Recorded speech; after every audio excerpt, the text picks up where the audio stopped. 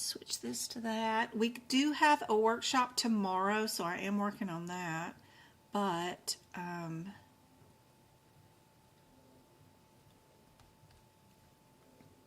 let's get to some practice questions for today. So if anybody wants to join in, tomorrow's workshop is completely free for everybody because April is my birthday month. So all you got to do is show up for the workshop tomorrow. Oops. On YouTube. So we're going to do a mock exam tomorrow.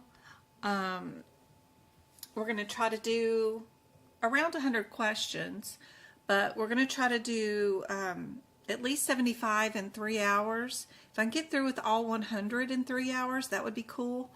But we're going to do a mock exam, so be sure and bring your ICD-10, HitPix, and CPT books, and just do it along with me. See if you can't do the questions in 120 seconds per question, and get them done.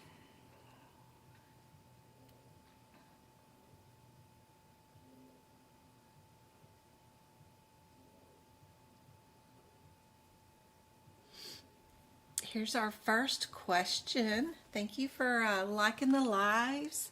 Thank you for sharing them. Thanks for tapping the screen, all that good stuff.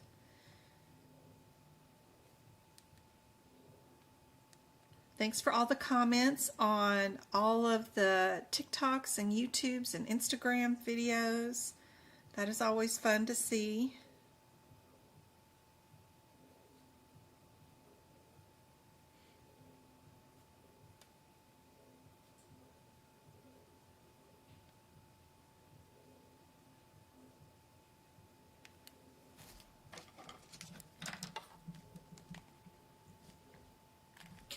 See if I can't fix this view a little bit. I don't know why we can't see all of the question. Why are we so zoomed in? There we go. That's better.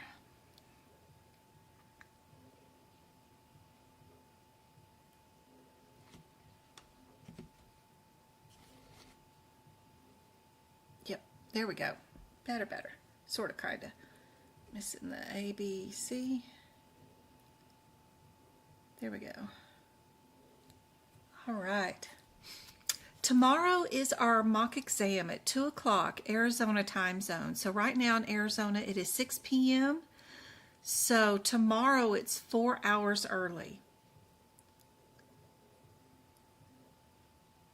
Oh, Go-Kart, we got a spammer in chat. Do you know how to baboot them? They're on TikTok.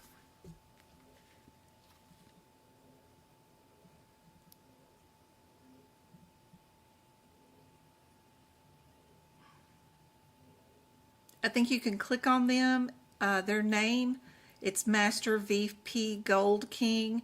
If you click on their name, you might, and long hold on it, you might get an option that says mute them, and then that way they're not allowed to talk in my chat anymore. But I don't know. I'm sorry, what time again tomorrow? I couldn't hear you. Oh, that is going to be tomorrow at 2 p.m. Arizona time. It probably will not be streamed on TikTok, but it'll be just on YouTube, because it's hard to keep up with two chats. So tomorrow at 2.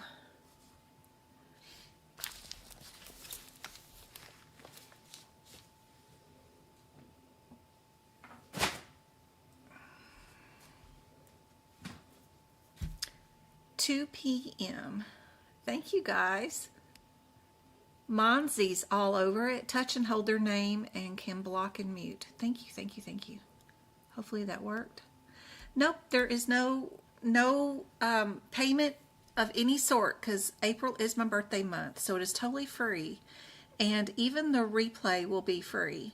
So you can watch the replay of the video on YouTube in case you're not around, or you got to go do laundry or whatever you got to do on Saturday.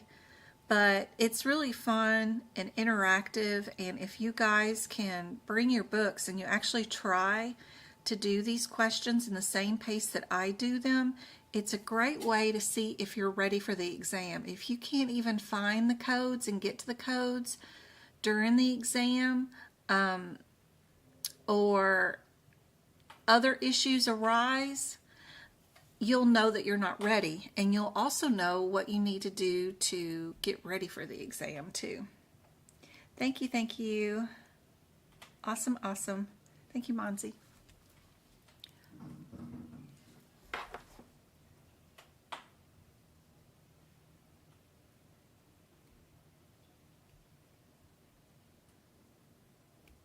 Gosh, it's got windy outside. Something made a really loud noise out there, so I was like looking to see what it was, and it's just the wind. It's still sunny outside here in Arizona, but the wind, it just kicked up. Got a little monsoonish kind of like wind going on. Move this crap out of the way.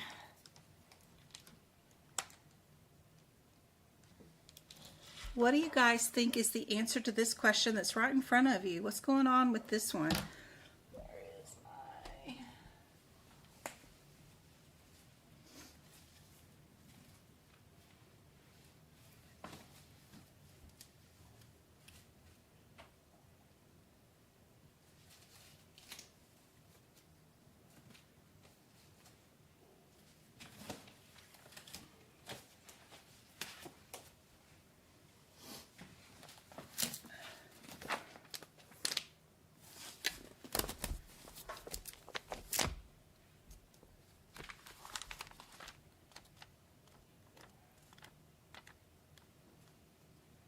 71046.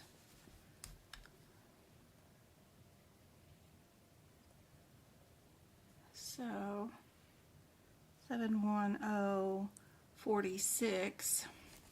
That code definitely was on the exam during somebody's exam attempt for sure, because you can see that I have it pink highlighted. That means that somebody has reported saying that it has been on their exam before. So that is super cool.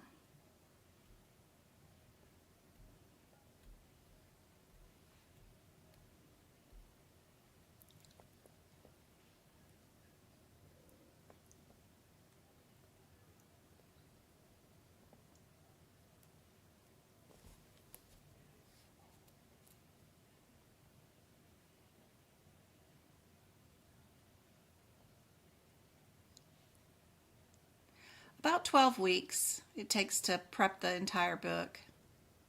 Yeah.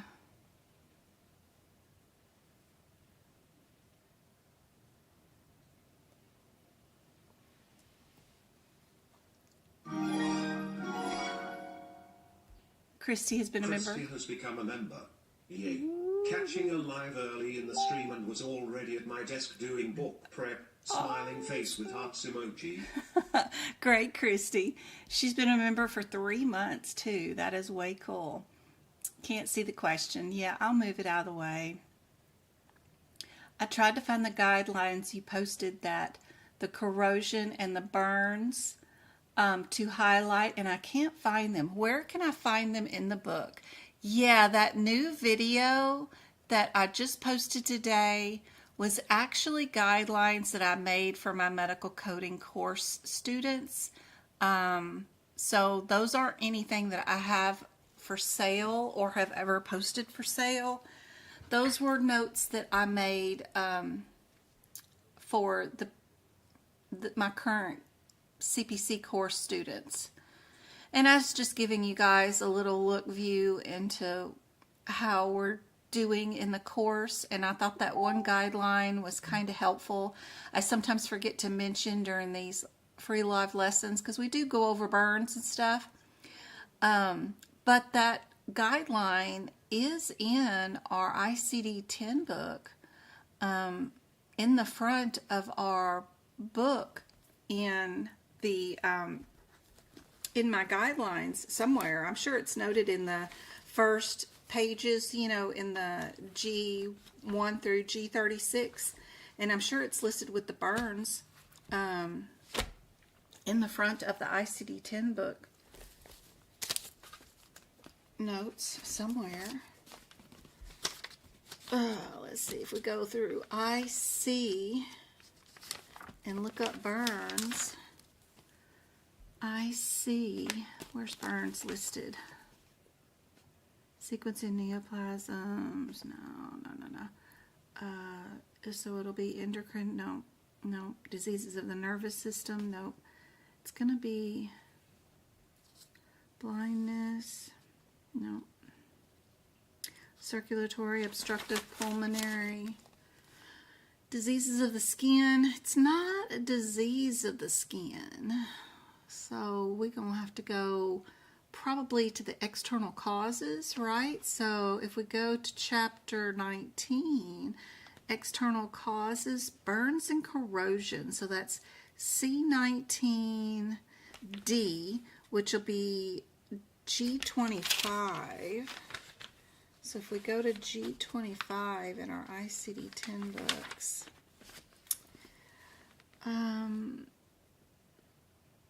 Yep. D is corrosions and burns. Burns guidelines, same for corrosions. Current burns are T20. The depth of the burn. Sequencing of burns. Sequencing first is the highest degree. Anatomical site. Non-healing, healing. Burns, extension of the body, burn, okay, so that's going to be 6.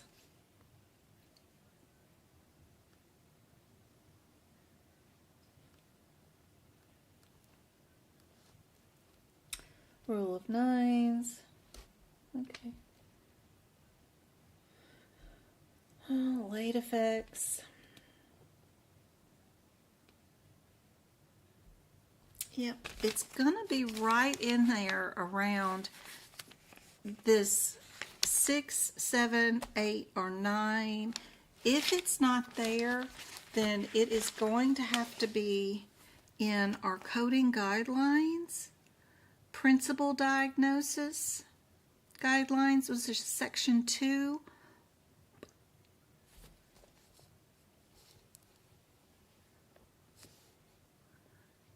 B, which is going to classify which ones come first, which ones come second, which would be super helpful. But right off the top of my head,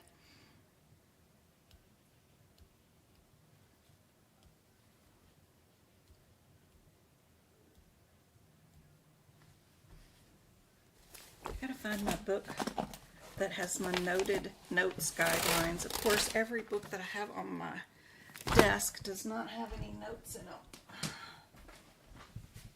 Where is, I don't want those. Let's look at these.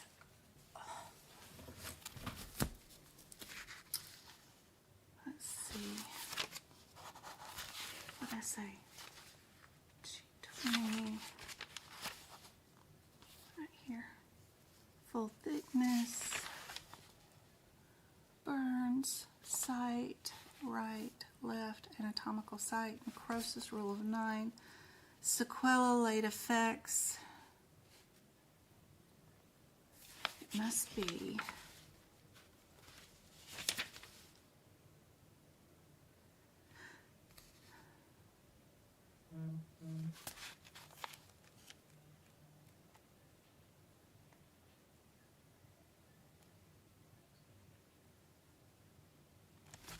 Severity number section maybe. It is at our area of section 2 for our general coding guidelines. Which one is first or second?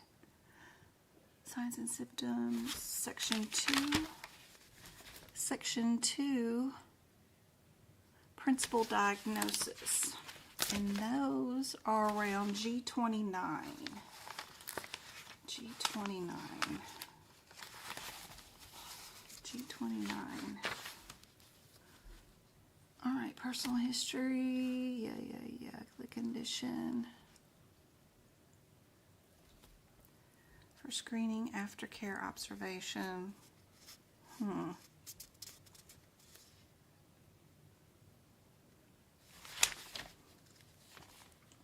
Living donors.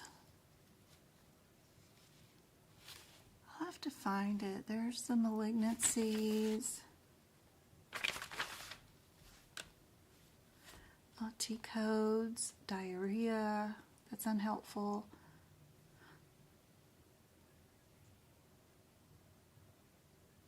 Treatment order makes a difference.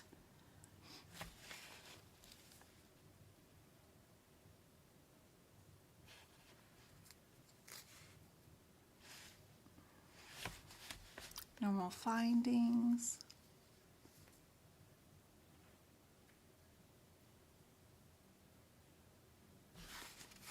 I don't know.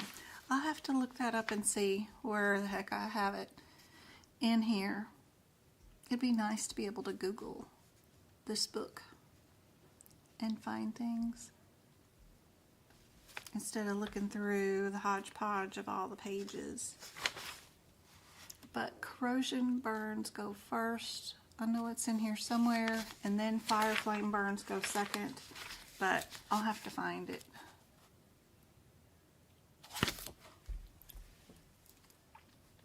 Back to our x-rays.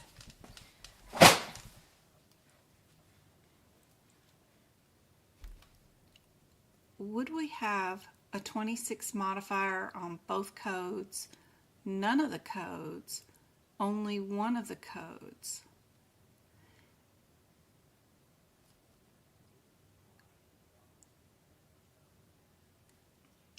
And if you notice too that 3 of your answers have the 26 modifier in them, but only one answer doesn't have any modifiers in it, then I would know right away that my answer is going to be B, because you wouldn't have a facility having a separate reader of a radiology report of one radiology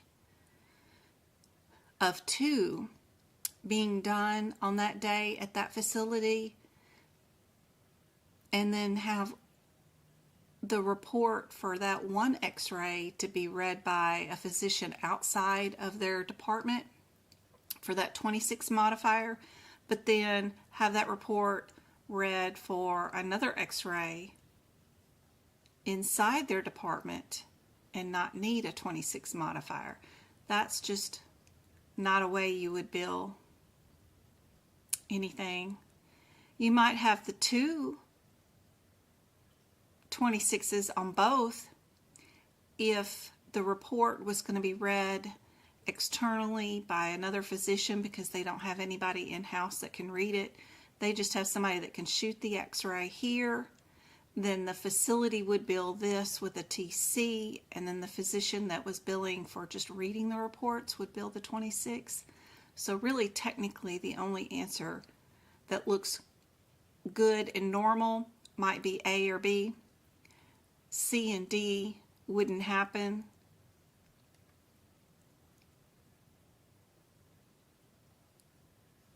What did you guys think the answer was?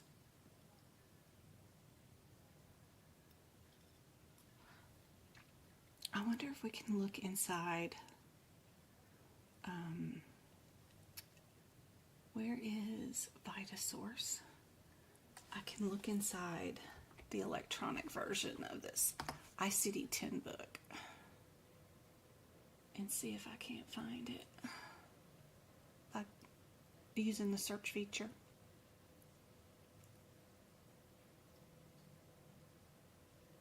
Library. You know, because it's going to bug me the whole life that I don't know instantly where that guideline is.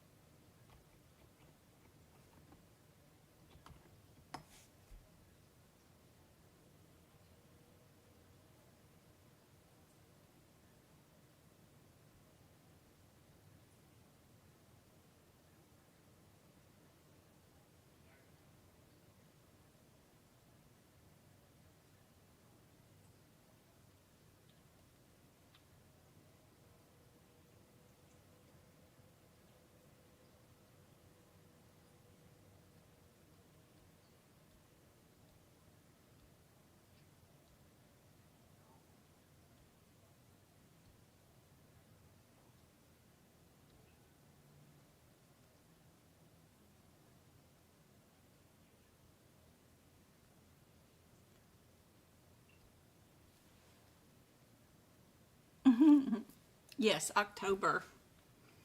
We got new guidelines and new books and stuff coming out.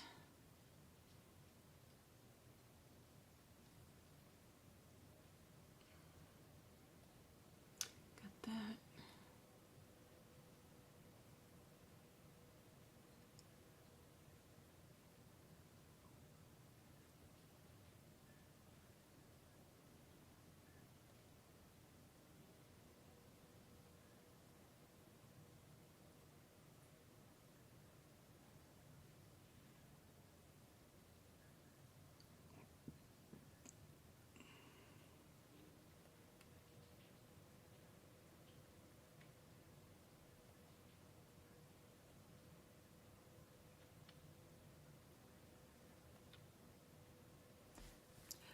B is our answer for that question.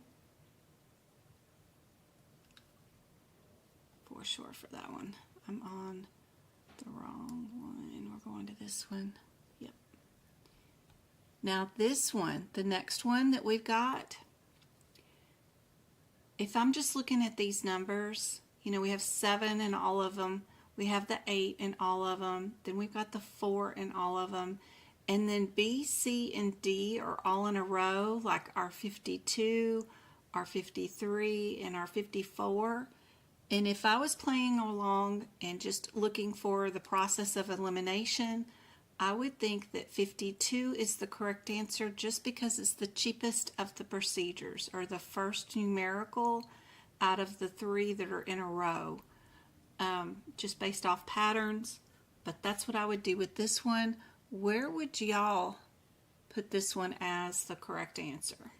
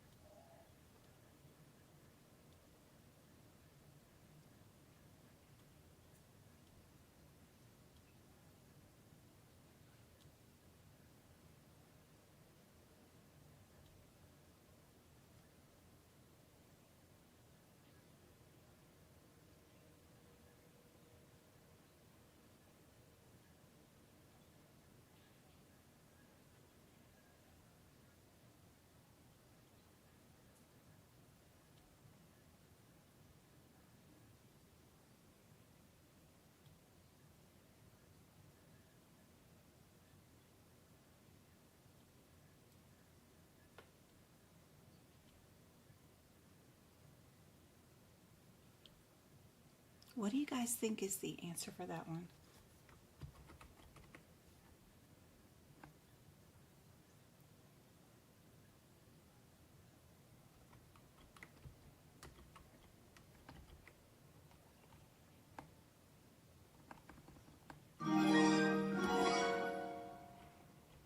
Mika Gillis has become a member.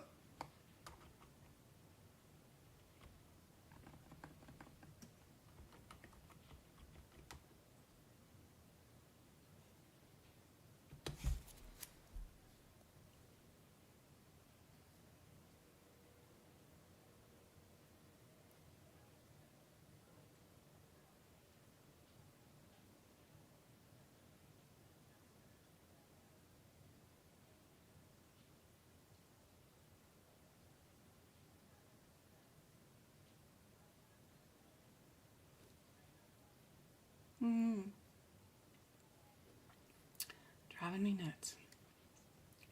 This one for our myocardial perfusion imaging test due to chest pain, right? If we're doing our 7/8, let's see if those have been on the exam. The 7/5/6s have been on the exam before, but let's go to our 7/8/4s.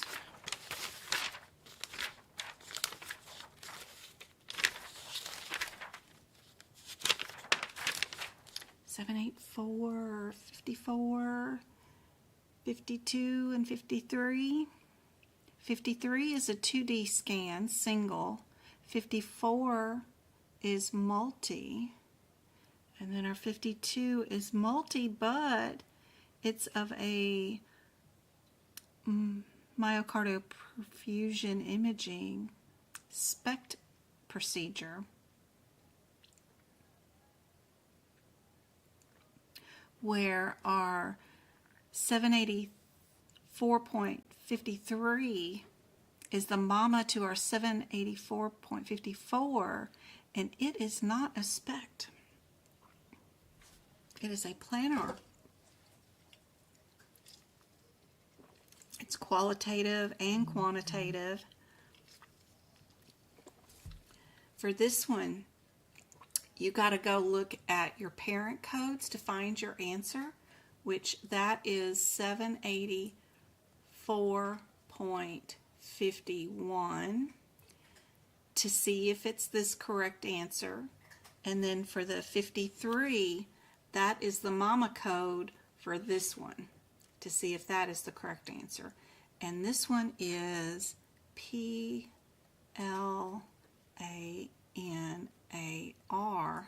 where this one with its 51 is TOMO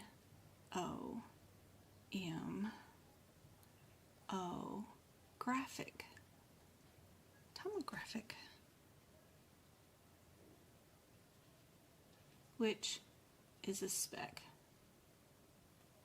And then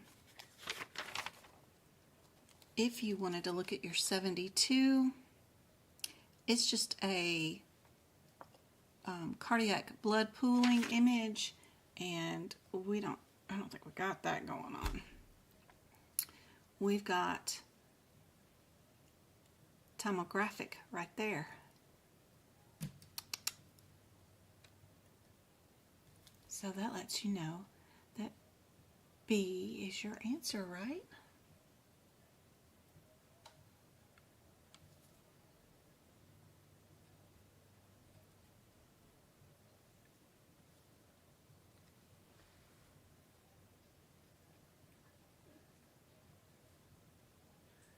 I went too far with that one. Okay. For our next one, we got the 704s all in a row. All the 7s, all the O's, all the 4s. And then I like my 8s, right? We don't have to worry about the 26 modifier because it's on all of them. So it's just a difference between our 81 and our 87. 704. We go look at that. 704. That. 81 and 82. One's with contrast. No contrast. And then our 87 is with contrast.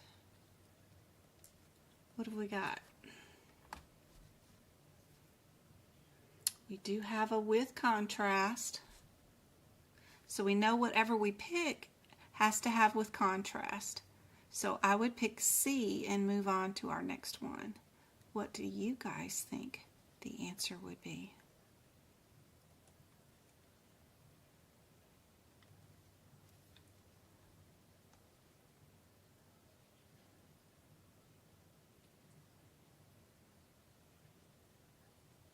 Hi Micah, good to see you.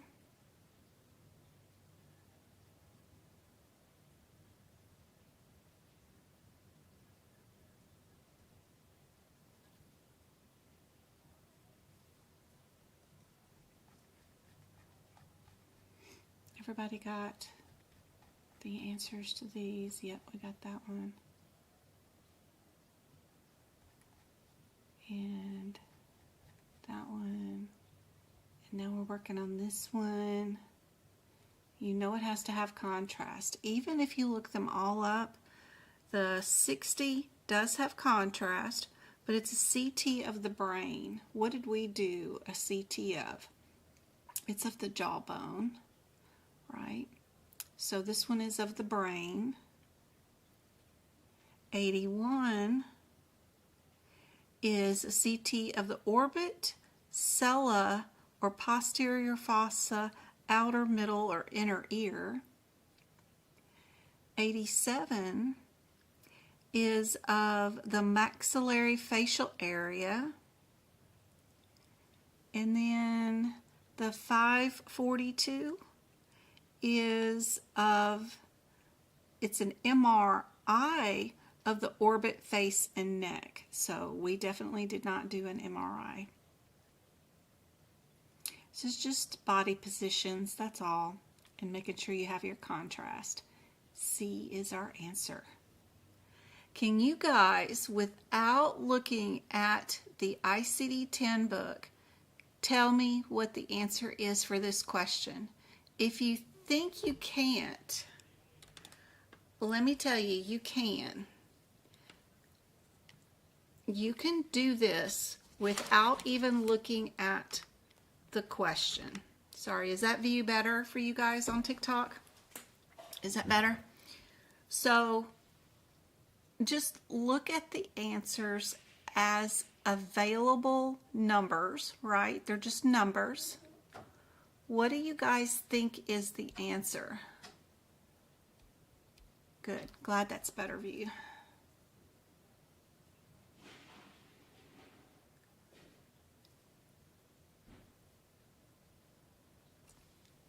Why, Christy? Why do you think, or Tarantino, why is that the answer?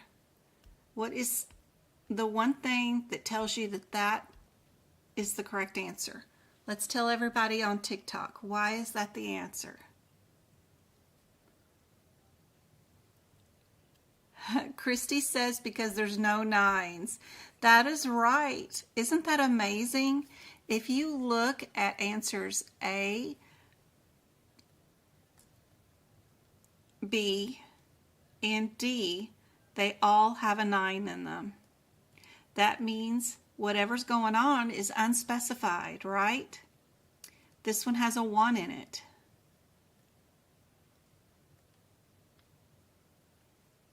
And that is the correct answer. C is the correct answer. Isn't that interesting that all the wrong answers have a 9 in it? And this is the only answer that does not have a 9 in it. And you didn't even need to open up a book and you know what the answer is. You didn't even need to read the question and you know what the answer is.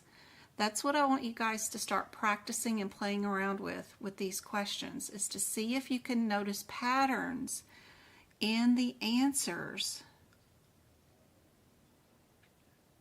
All right, got some E&M questions coming up. So is this problem that this patient's going to have, or does have, is it minimal, stable, acute, or stable, chronic? We have a list in the front of our CPT book.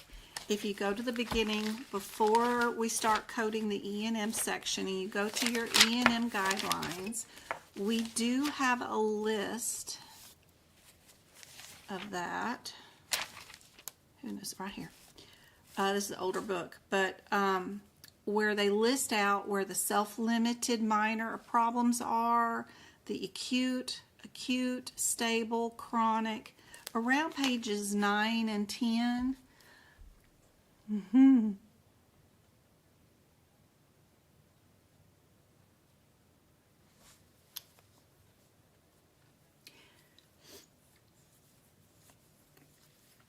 So let's dig into this question.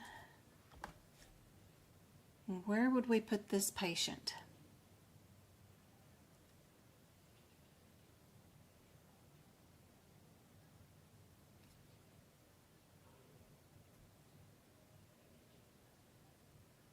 Yeah, if your question was asking you to code something that was unspecified, of course that could have been the answer, but that's not in general what AAPC does with their questions, is to ask you a question where the answer is going to turn out being unspecified. Normally the answer is going to be something that's coded out to the highest specificity for sure. If anybody does venipunctures, look at those veins. I got some good ones. You don't even have to tie me off. I got some good ones.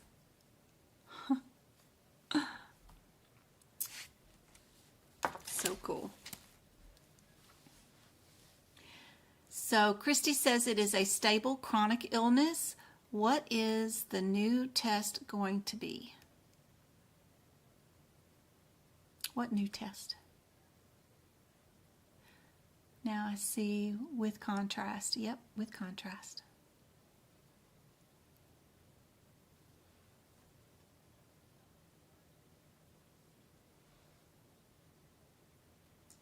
Yep, this patient has been seen for chronic condition, which is hypertension, and they are prescribed a medication for it.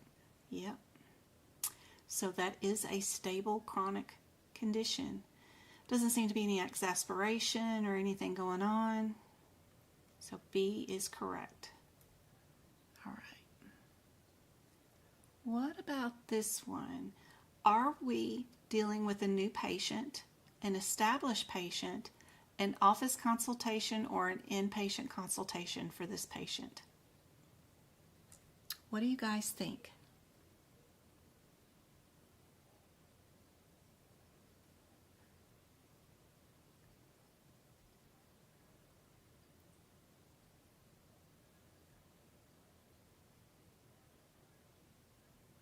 I don't know, Pocket Prep usually updates all their practice exam questions inside their system in April every year. Maybe they're updating them in June. I don't know. I have to go see. I know Pocket Prep has a new feature now. You can highlight stuff inside their exam questions to come back to later as you're working through the question to see if things are, what the answer is going to be. So they do have a new feature, so I think that's cool. They updated yesterday. Awesome. I'll have to go look. I haven't logged on to a Pocket Prep today. I know I did earlier in the week, and they said that new feature for highlighting was available, so I'll have to go look it up. They may be talking about what's going to happen next June, but I've never seen aapc change their exam mid-year, but don't know. We'll have to see. I know there was a aapc coffee meeting thing yesterday, and I missed it. I got to rewatch it and make sure there wasn't anything important on there, but we'll see.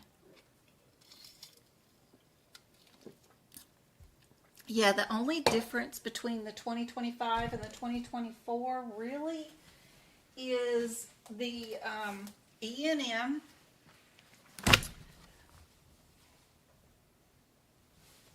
So if you're in the 2024 book for E&M, there is like 12 new codes for E&M, and what I did was I just wrote the new codes in right here. It's just for telemedicine. They call it now synchronous audio video E&M resources. There's 4 for new patients, 4 for established patients, and then if you talk to your patients and it's audio only, there's 4 for new patients, 4 for established, but the only one new code that you really need in your book, if you have a 2024 book, is this 98016 code, which is for a brief communication with a patient that's 5 to 10 minutes. If you write that one in your book, you'll be okay. But I do have a document that will take your 2024 book, and it will have all the new codes written in it and where I wrote them in at, so that you could change this 2024 book and turn it into a 2025 book, I'll show you which codes you would delete and which ones you would write in and where you would write them in at, so that it makes it easier for you. But there's never any changes to anesthesia. E&M just had the one large set of new codes, but other than that, there's a few in a couple of other sections. I can't think of them off the top of my head just because E&M is the most prevalent thing, of course, but this is the book that I use to write in the new codes and change into a 2025 book. So you'd get exactly what I did. Like there's a new I code. It's 66683. It just goes right underneath the 66682 code, and it's an implantation of an iris. I mean, that's just one code, so it's not like it's a lot. It's a couple of codes here and there, and then I just show you what I did, and I turned this one into a 2025 book. So it's available in my shop if you need it, but it's not too big. Not too bad. Not too bad. So for this question, what do you guys think is the correct answer? Get rid of that stuff on the screen. There we go. Are we dealing with a new patient, established office consultation, or an inpatient? Lots of A's and C's.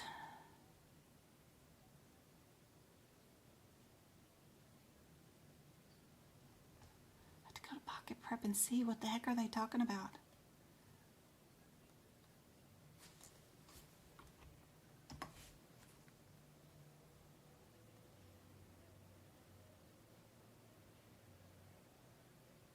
Oh, that's kind of cool. Where are we at? Like, do I have like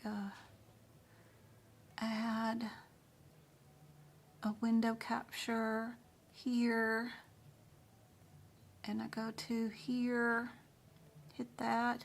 See, there's Pocket Prep. I just logged on and it says AAPC launches a new version of their exam.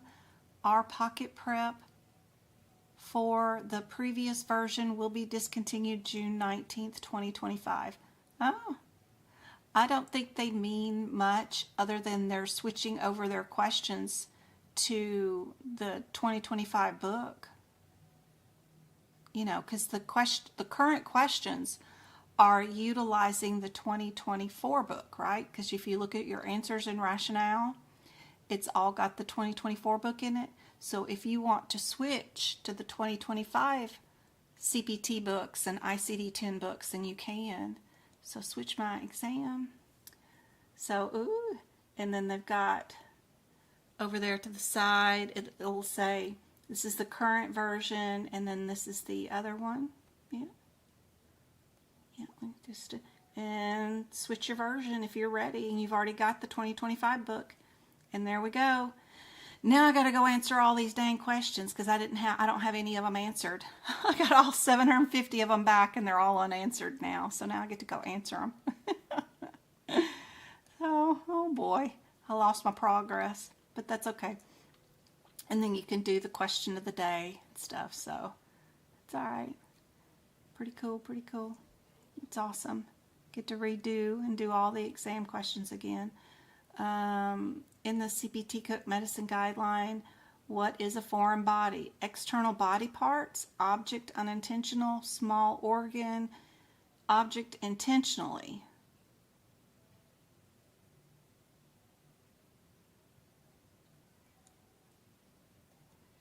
Yep, and then we'll show our explanation, and then, yep, see, they're using the 2025 book now.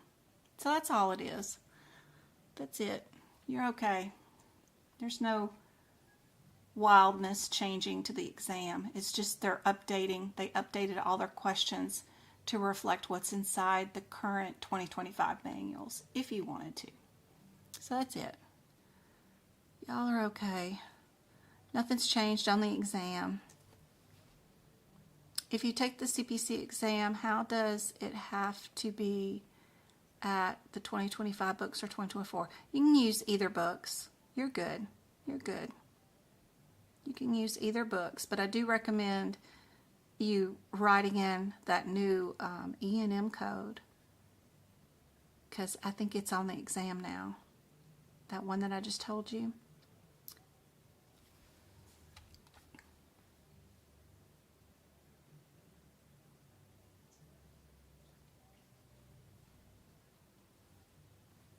Sorry, back to question right here, and this one is a new patient. So if a PCP transfers a patient to another physician, that is always and will always be a new patient for that physician. That is not a consultation. Remember that a consultation requires a letter from the doctor saying, I need this doctor to advise me on one tiny part of my patient's condition. Send me a letter back telling me how to take care of my patient for that tiny part of their medical condition. I am still the controlling physician for that patient, but I want your advice. That doctor will have to see that patient and will write a letter and send it back to that doctor telling them, okay, give them this medicine, check this blood level every 3 months. I'll see them back in a year, and that's it. And then that doctor, their PCP, will make sure that they have that prescription and make sure that that blood work gets done every 3 months. And will do as that doctor says and take care of that patient and then send them back for another consultation in a year. That has to be happening if you're ever going to bill for a consultation. If they're just transferring all the care and to another physician, then that physician is just seeing that patient as a new patient and is going to take over care of all the medical conditions for that patient and never send them back to a PCP.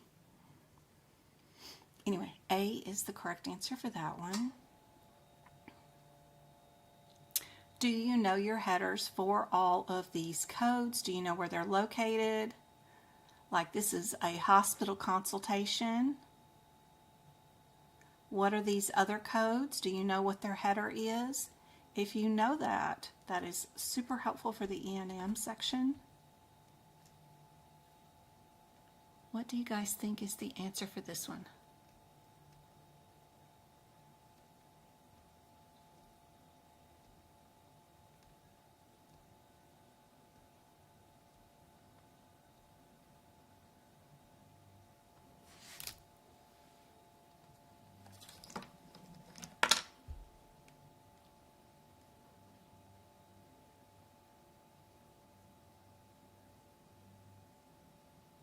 Oops.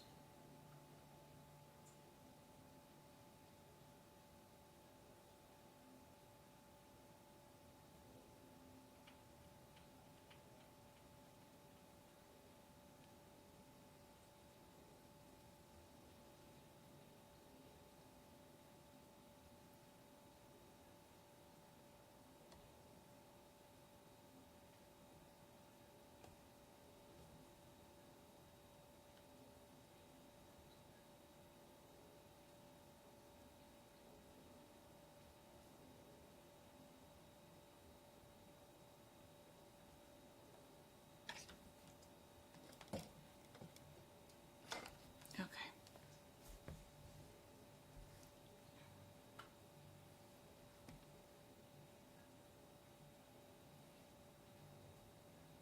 What do you guys think is the answer for this one?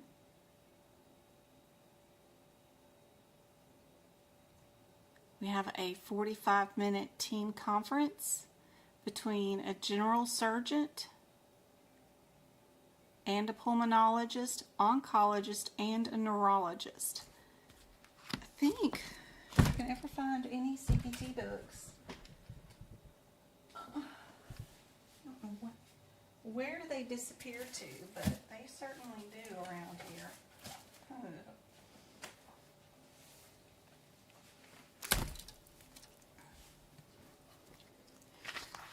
team conferences are often picked on during the certification exam as things that might be asked for sure. I think I have like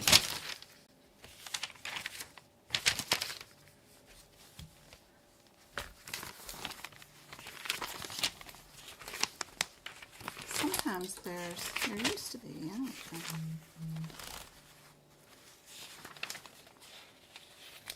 Those are neonates. That's unhelpful. 386. 366.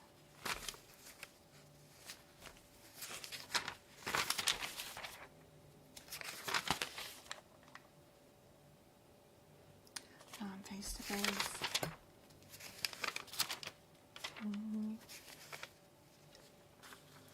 With patient, without patient.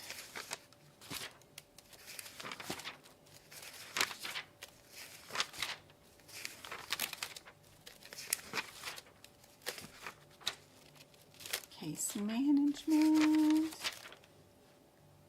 Love it.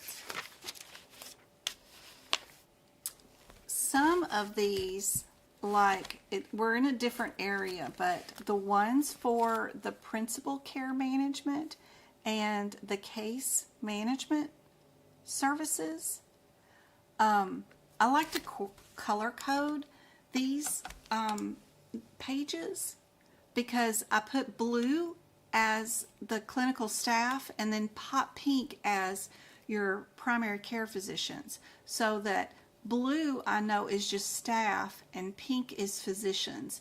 That way you know right away when you're looking at these that only pink is for physicians and clinical staff is for blues, so that when you're looking at this chart it can be overwhelming. That's on page 59 if you're in the 2025 book, but different area. I thought it was this area, but no, this one's different.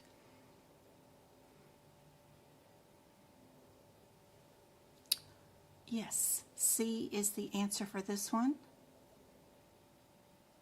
For sure. Good job.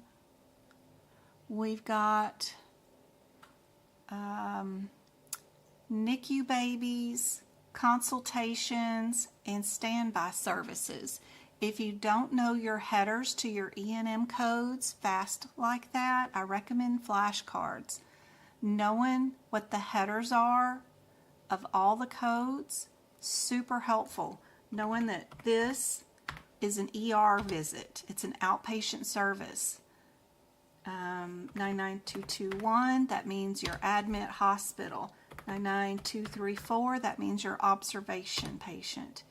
99232, that means you're a subsequent hospital patient. Knowing them that fast is great, and it does a really good job of building up your confidence during the exam. That way you can go down to the last sentence of every question after you've looked at the available answers, and then you can decide, who am I billing for? And that will help make this a whole lot easier.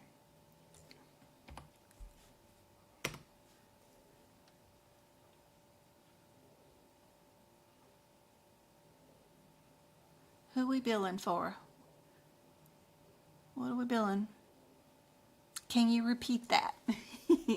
Yeah. So in the E&M section of your CPT book, every code here in the red E&M in the front of your book has headers. So knowing that a 233 right here is a subsequent hospital visit, without looking it up inside your book, is super handy dandy. Knowing that a 99284, those kind of things. 99284, that is for your ER visit, right? That's an outpatient office visit, kind of, sort of. If we're in the ER, that does not mean we've been admitted to the hospital. That does not mean anything. other than we're just in an outpatient clinic. So knowing that difference is super handy dandy. Knowing that a 99221 means we've been admitted to the hospital. That is an admit hospital code. That is helpful. Knowing that a 99232 is a subsequent hospital visit. That means we were admitted yesterday or the day before and we're still in the hospital today, and I'm not going home today, and I'm just being seen by the doctor today, right? 99238 and 9, I think those are the discharges for the hospital. That means I've been admitted, I've stayed overnight, today I'm getting to go home, kind of like thing.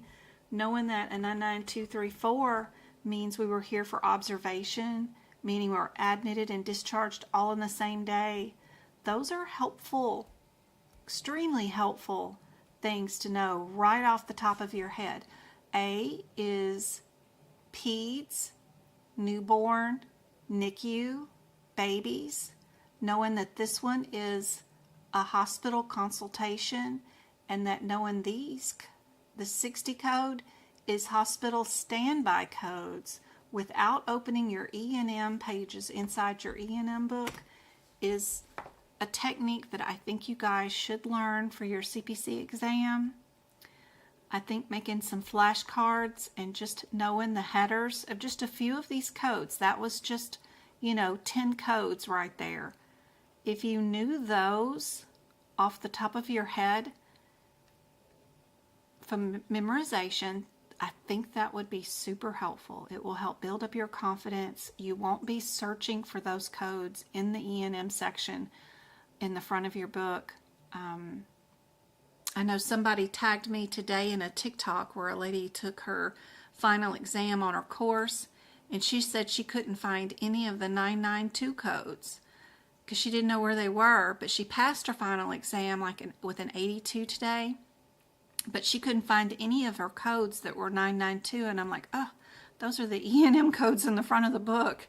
So she's getting ready to take her medical coding certification exam with aapc, but she doesn't even know where the E&M codes are at. So I'm like, oh my.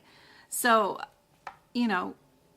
it's really nice just to know those by memorization, just the headers, because a lot of the questions aren't anything that you need to go in the book and read the CPT code descriptor for the E&M code. You just need to know which header are you under for this one. This one, we know that this pediatrician was asked to stay in a room during the delivery, and that's all he was doing. So that is just standby services. So you know your answer has to be C or D with this one. You just need to know, where does 45 minutes go? I think these are 15 minutes each or something like that. What do you guys think is your answer? Or is it 30 minutes each? 30 minutes each?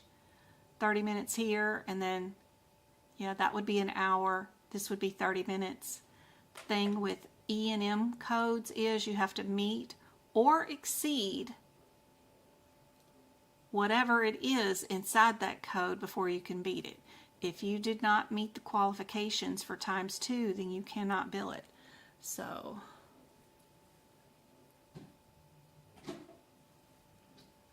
I bet 45 minutes goes there.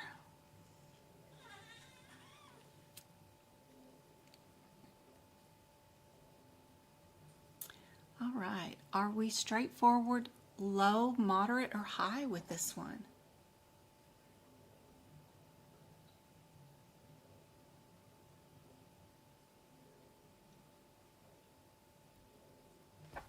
Sorry, relax. What's confusing about it? I do have a set of flashcards.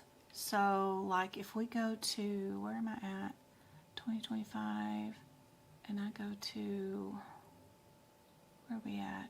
Maybe I put them in 2024. Did I make them last year? When did I make them?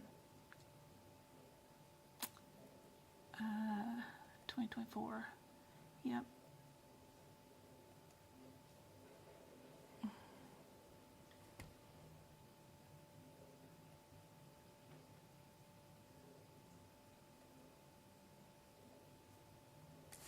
Ooh, I gotta do something with the constellations on TikTok. What in the world?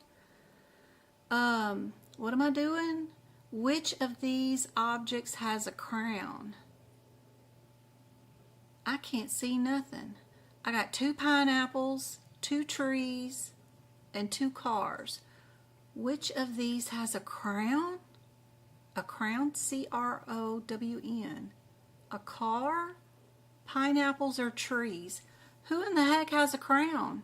Does anybody know? How do I answer the question? Oh no. Okay. Which of these objects has a crown? The pineapples have a crown? Oh my God, what would I do without you guys?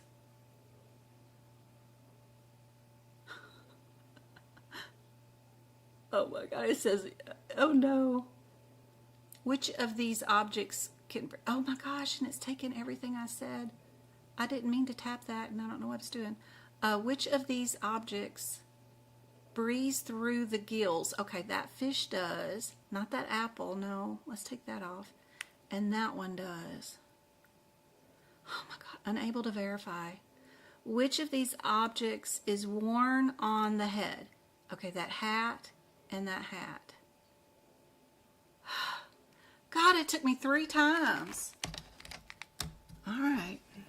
So I have some E&M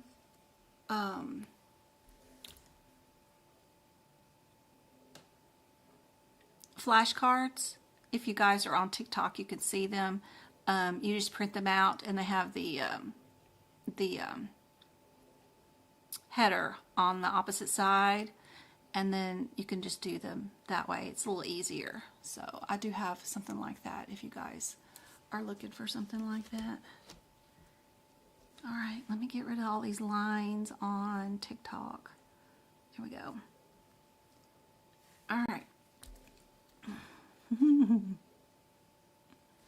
Yeah, the replay of this video is always available on YouTube.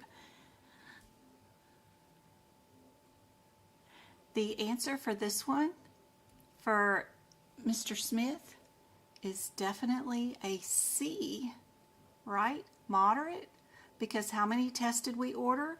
Ordered a CBC, an iron level, a B12, and a folic acid. We've got 4 tests ordered for this patient, and that is of a moderate data level, right?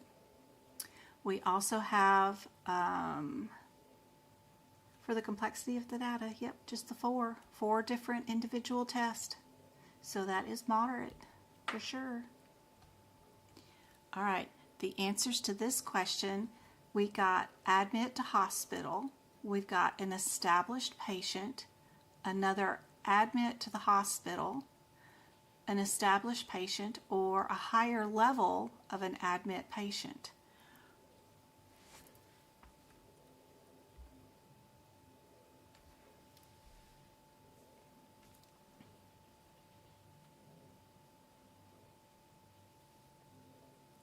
Do we happen to have 2 visits for the same patient, or just 1? That is helpful. B, C, and D are only billing for 1 outcome, where A is billing for an admit to a hospital and an office visit. That's 2 visits for this one provider. Or are we just admitting the patient and we just pick B or D for this?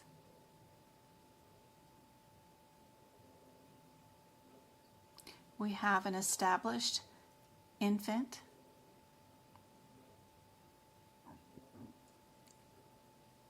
the provider saw the patient in this office and decided to admit the patient to the hospital. What are we going to bill for this? What do you guys think?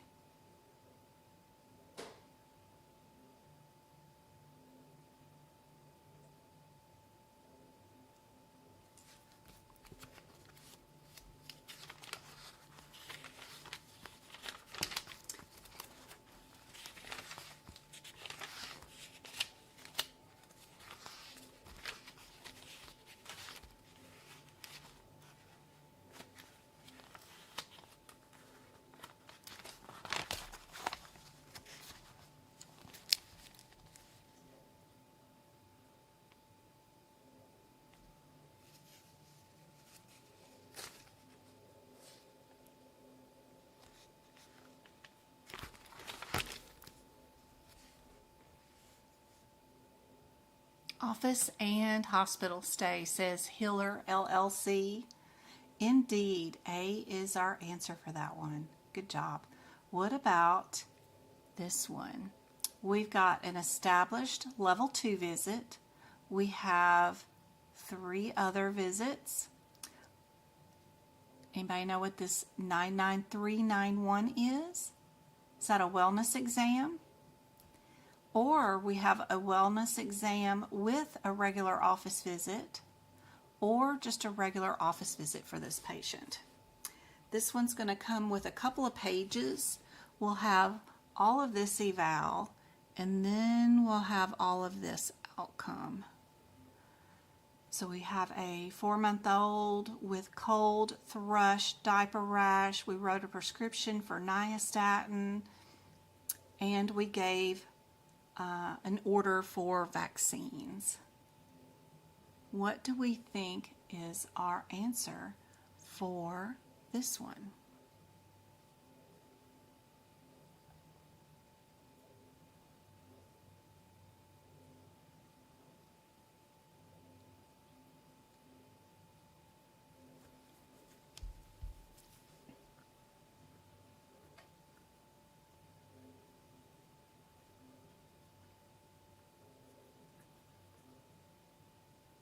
Yeah, you have to have the full 60 minutes. Just because you went over in time doesn't mean you get to bill the next time. Yep. You cannot bill ×2 on standby until you meet or exceed 60 minutes. You need to have 60 minutes. Yep. On this one, we are going to answer not A, go-kart, but B. This is just a normal wellness exam. If this kid had found like a heart murmur or something else that needed its own history or its own exam that was separate, then we might bill C. But just a normal diaper rash or thrush, even though we wrote a prescription, does not constitute billing for another office visit. But if there was like a heart murmur found and we have to take a history on it, like family history, does anybody else in the family have a bad heart or anything like that, then we could bill for 2 office visits. But just a diaper rash, we're good to go for B. What do you guys think is the answer for this patient? We've got an established patient, comes in with bursitis of both shoulders. What are we doing here?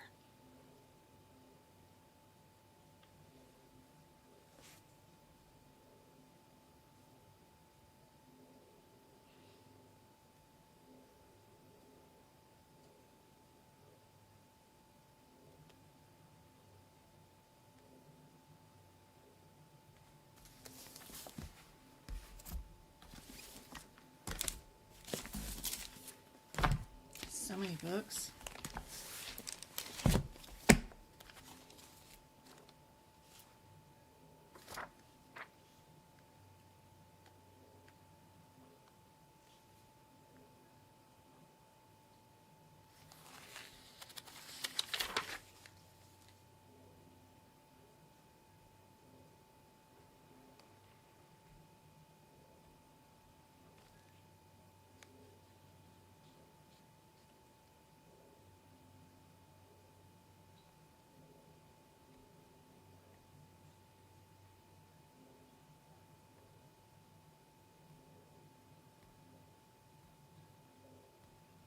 Who was that asked about the fire burn or chemical burn guideline?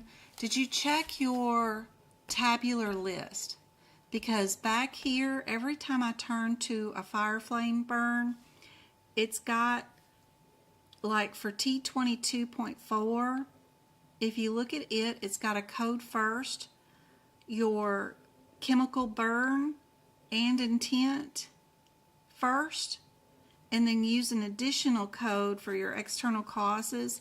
I think our guideline for whether you code the T code, the codes for fire flame codes and your corrosion burns first, I think that's available in your tabular list. That's why we can't find it, because it's not in our alphabetical index and it's not in our guidelines, but it's in our tabular list because it says code first, corrosion, chemicals and intent first. I think it's one of those code first alerts that's back here. I don't know why they don't just put everything in the same category. Oh. Alright, these is just burns and corrosions.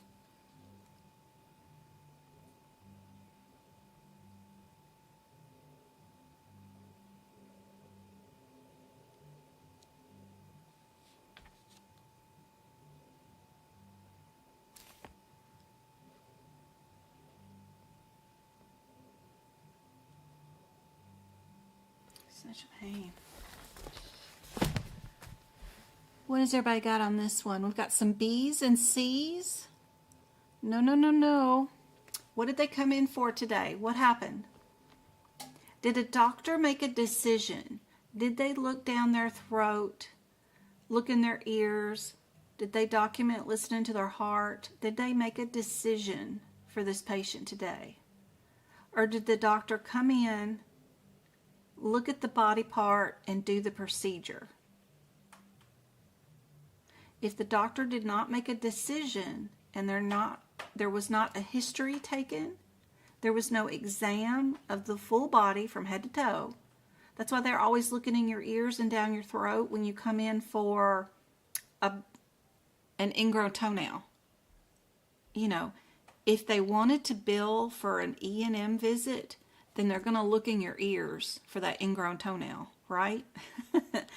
They have to do a full head to toe, take a history, and ask you when your last menstrual cycle was, just to look at your ingrown toenail so that they can bill for an office visit.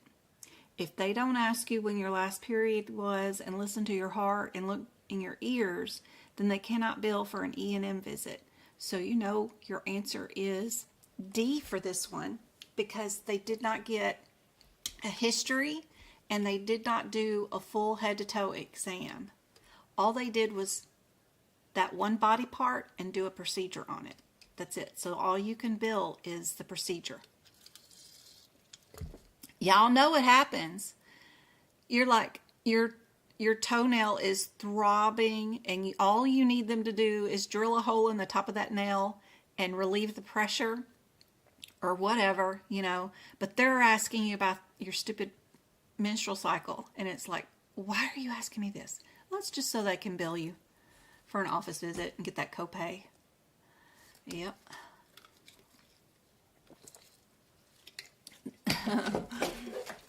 That's the only one that wasn't confusing to me, was that one. That's good. That's good. That's excellent. Y'all want to do some practice ones that are like, we could do some of these 2025s inside pocket prep, or if y'all wanted to do some new ones, or let me see. Let me go here. And let me go here. Go here. Oh, got a bit of a, yeah. Go here.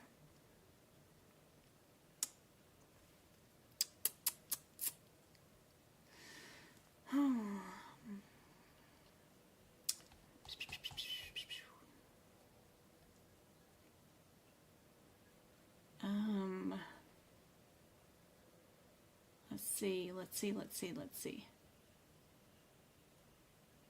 What do we want to do? What do we want to do?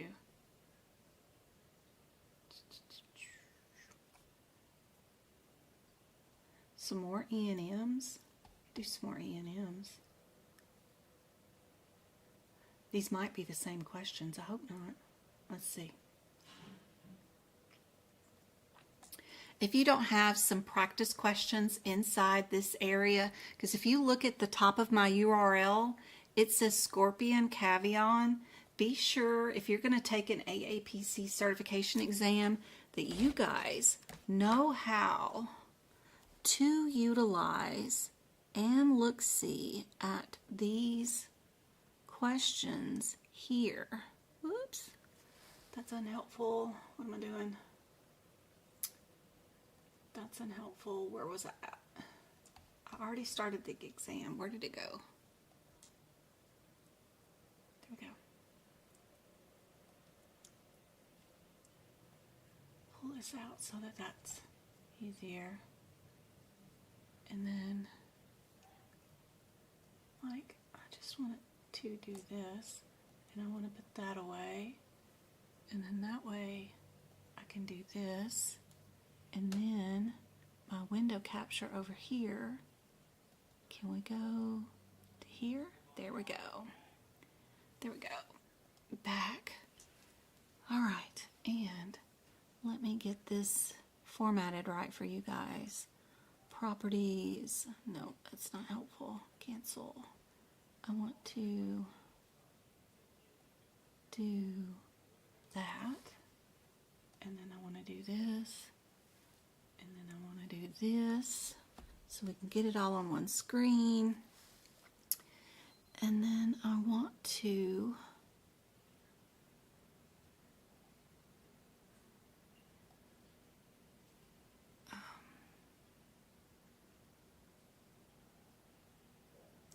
transform, edit transform. I don't know how I want to transform it, actually. That might be too hard for you guys. I think everybody on YouTube could see this, but I don't think anybody on TikTok can. Let me show a different screen. Let's see. Can I show this on TikTok this way? And let me check my YouTube view real quick and see how this is looking on YouTube, because I can't tell. You guys, nope, yep, you guys can't see on YouTube either, can you? You guys have to see what's streaming on stream. Let's see.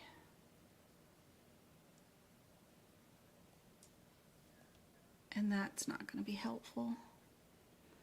Okay, only TikTok can see it. Those are such good questions. What a shame. All right. Let's see. Transform, edit transform. I don't know how to. Okay.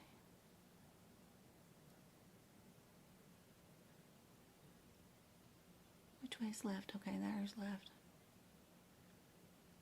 I want to go 300 there, and right, I want to go 300 there too, and that's probably not enough, huh? 400? Okay. Okay. Is that better? Nope, not better.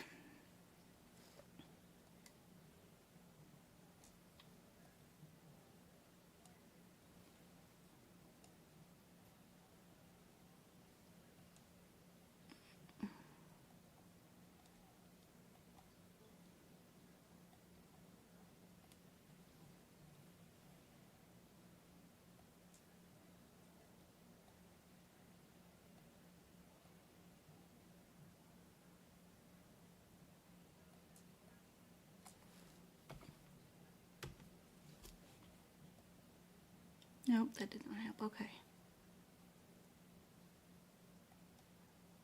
Transform, edit transform.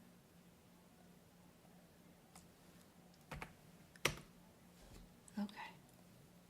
No, I can't figure it out. So, no, well. Alright, so we'll go to canceling that, bring up pocket prep. We could do properties, pocket prep, window capture, yep, pocket prep, yep, can go into building our own exam. We could go do all their new E&M questions. We could do that. How many do we want to do? They got 40 of them. Okay.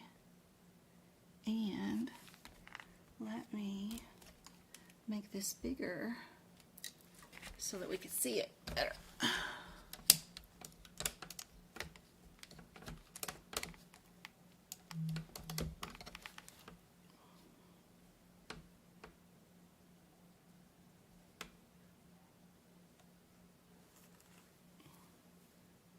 All right. Pocket prep questions.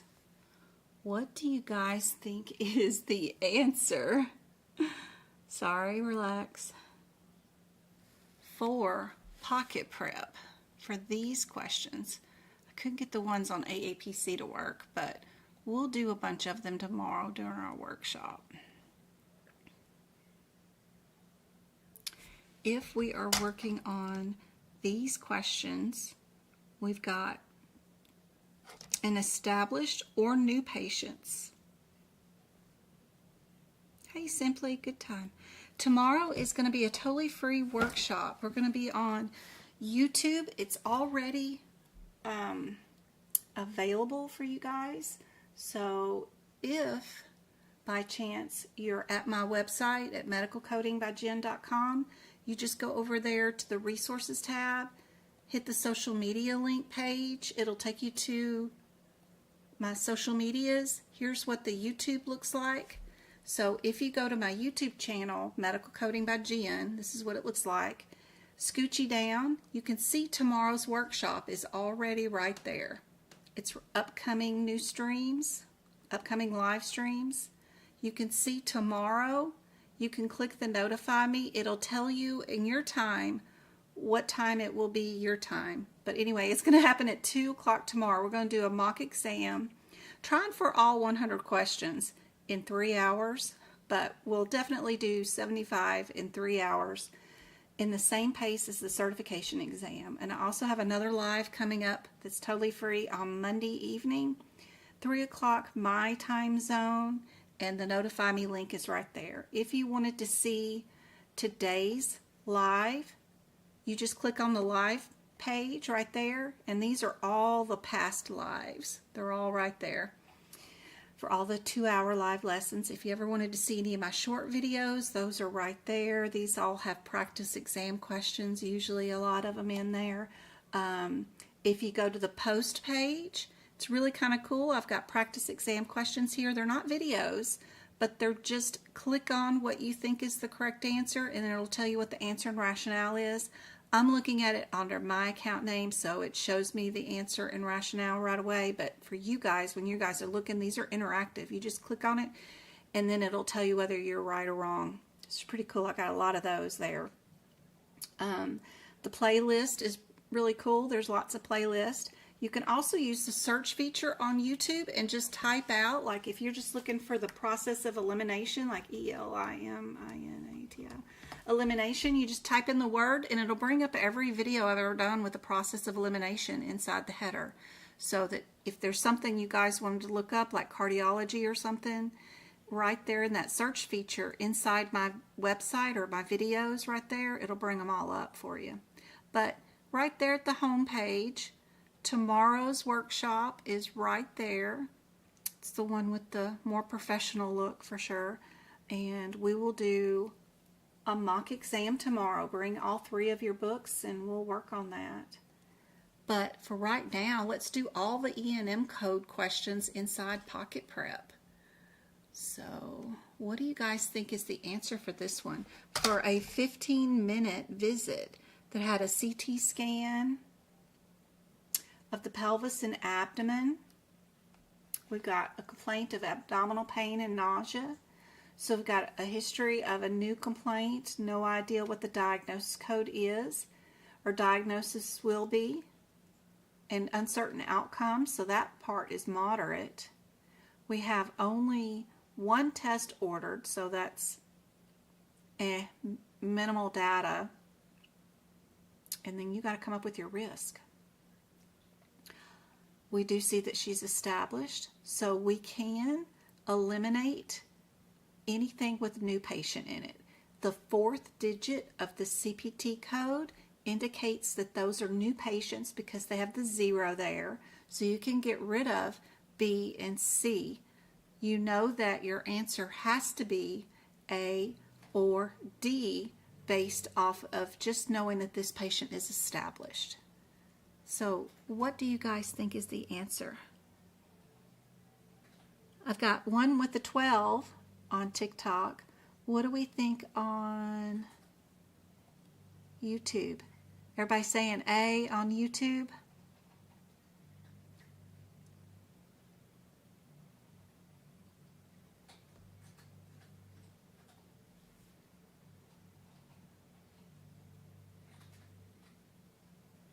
And everybody on TikTok is with the 12. Let's see if A is correct. No, you're wrong on YouTube, my lovies. They're saying it is 12 is their answer. So they are saying that for an established patient, for this one is the 15 minutes. Did you guys go look at the times? If you look at the time under 99212, our time frame would have been 10 to 19 minutes, and then 20 minutes and above would have been our 213, right?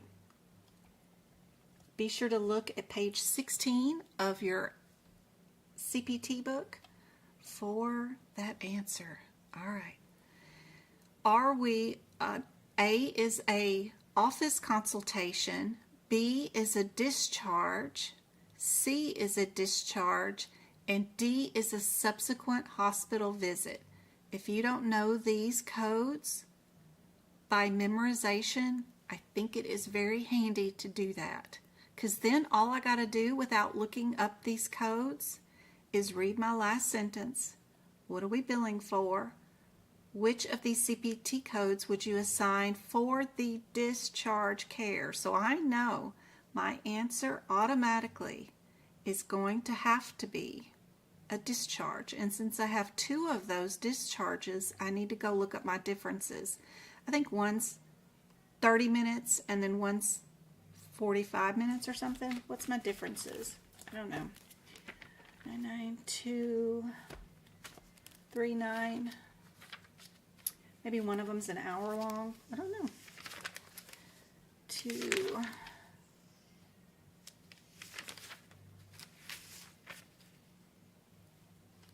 238 is 30 minutes still, and 239. Oh, I'm looking at, what book am I looking at? A 24 book. 25, 23 book. Oh, that is way wrong. I gotta look at my current times for my 2025 book, so I gotta definitely look in this book. So, our 2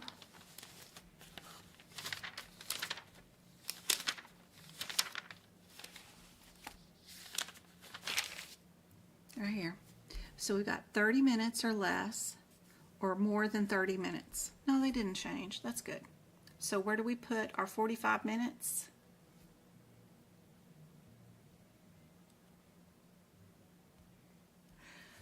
I was just looking in the 2023 book, and the codes descriptions didn't change. So you're okay in your 2024, I'm sure, because it was the same in my 2023 I was just looking at.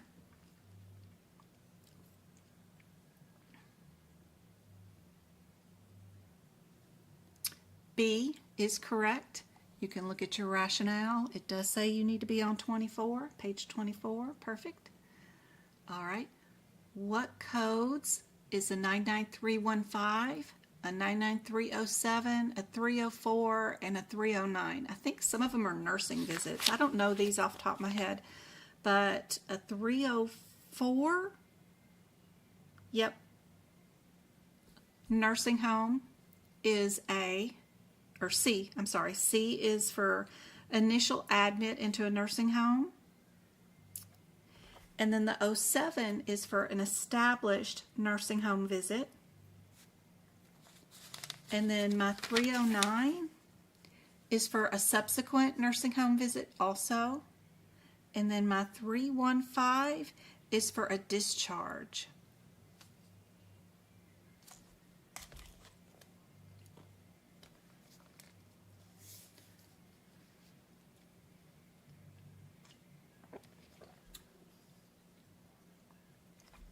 Service is performed at a separate site.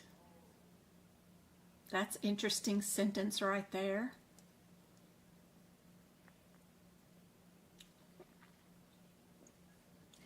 Which nursing facility code is best fit for this scenario? Service is provided at a separate site. Admit nursing facility care. He must have, or she, whoever the doctor was, admitted the patient during a discharge from a hospital, right?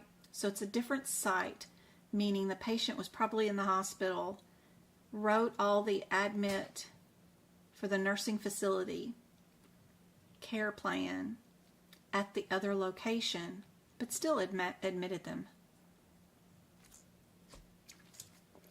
Initial nursing care. I think we only had one of those, right? But we had a moderate MDM and a medically appropriate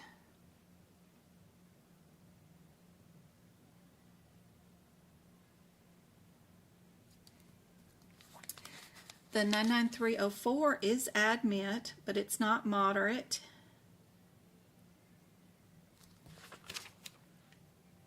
Our 307 is straightforward, not moderate. Our 309 is moderate.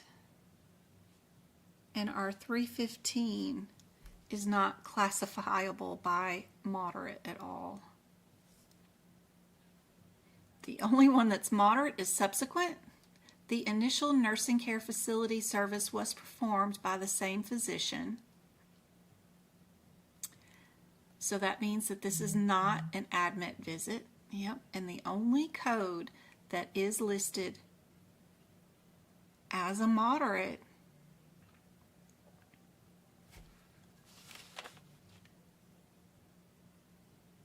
is our 309, right?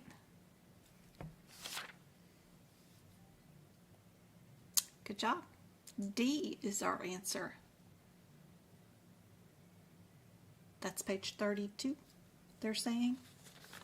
But you do use a lot of the page 31 too. All right, are we admit or discharge all on the same day? That is A or B. Or is this a discharge visit, which is C or D? We gotta go to, if you're in the 2025 book, you're on page 23. If you're in the 2024,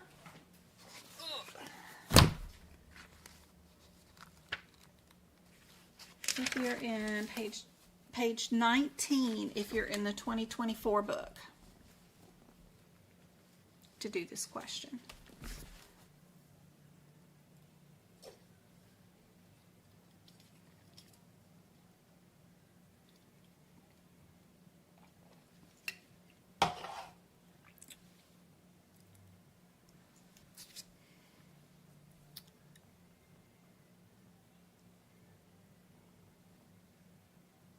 Come on, focus, focus, focus.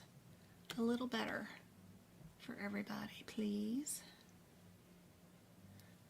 Still looks a little fuzzy. Stop shaking. Does that look a little better?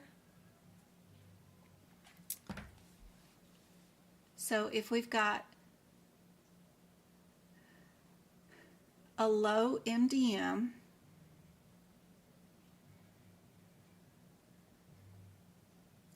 the ER doctor wants to observe the patient for 3 to 4 hours.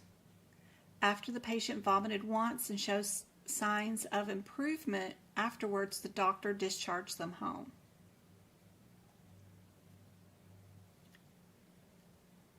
Technically, it's probably none of these answers. I don't know.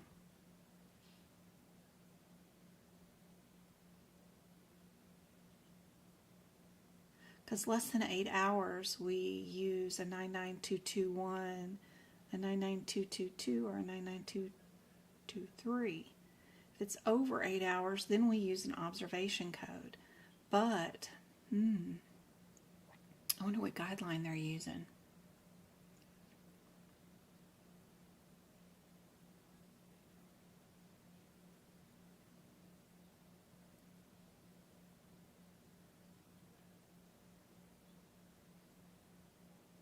With these two codes, you got to know how long their discharge was, whether it was less than 30 minutes or over 30 minutes.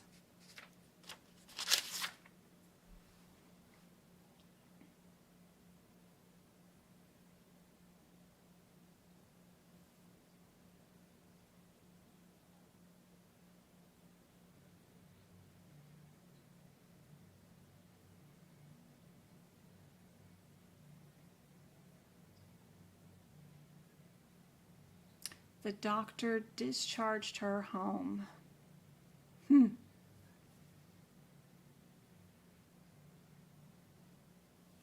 Defaults to C.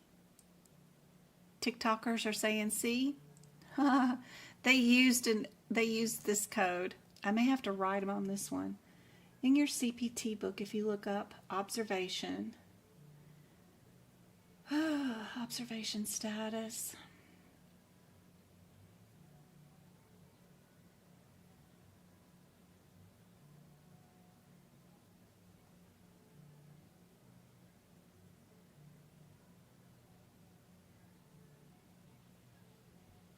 They wanted us to use an observation code.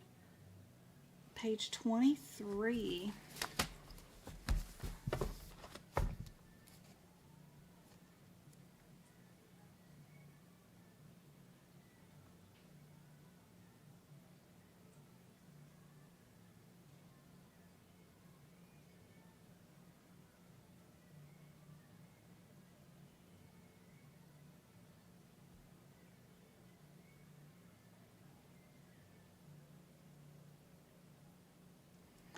It says in our guidelines on that page 2023, the following codes are used to report hospital inpatient or observation codes, services provided to patients admitted and discharged on the same day of service when the stay is more than 8 hours. Their interpretation of that guideline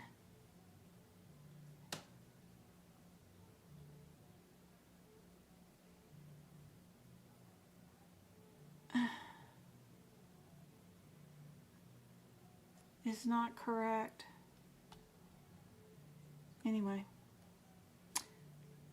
the answer they wanted was A, but I think I gotta email them about that one. For patient, we've got, I think, oops, what did I do with my quiz? Did I miss it? Did I mess it up? Did I mess it up? I didn't mean to mess it up. Oop. Yep, I messed it up. Didn't mean to do that. Sorry guys, 1 second. Go back to E&M. Go back to all 40. Go back to start. Yeah, we'll find it again in just a second.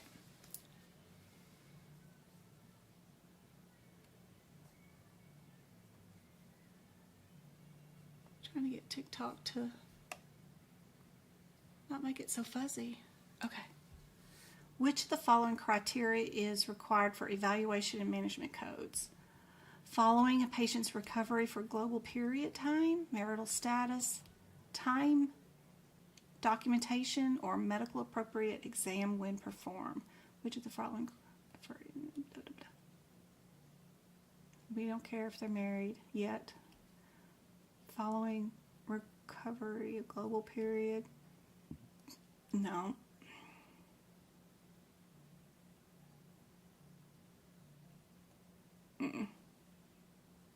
They wanted medically appropriate history and exam when it's performed. We do need time for a lot of services. Oh, this is one of those new ones. The new questions for the synchronicity. This is cool. I haven't seen these codes be used on any exam questions yet, except for one on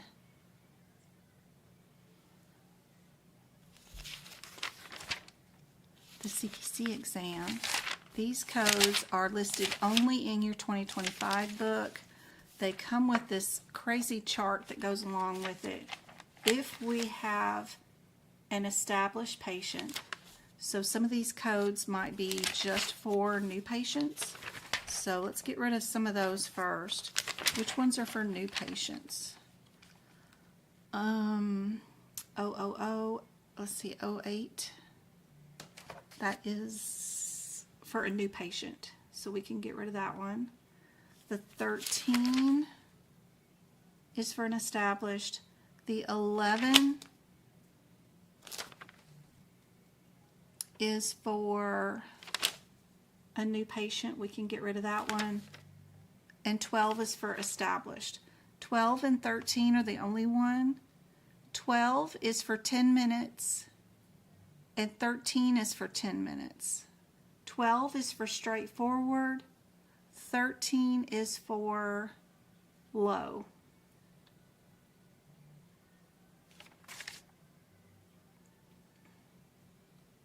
We have a chronic condition.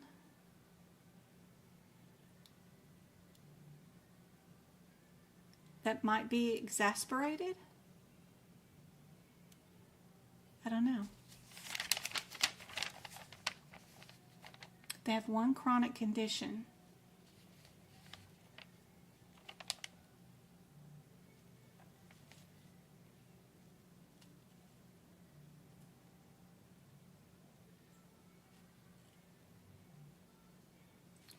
"15 minutes. They're both 10 minutes. One straightforward.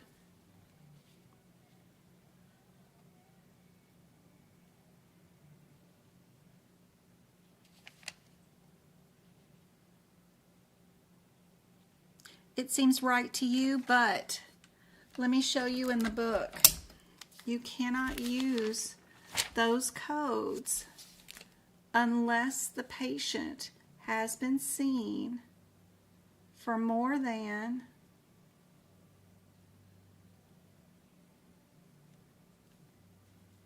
eight hours. And our very first guideline right here for observation is they have to be seen more than 8 hours. You can't use any of these codes in this area unless they've been seen for more than 8 hours.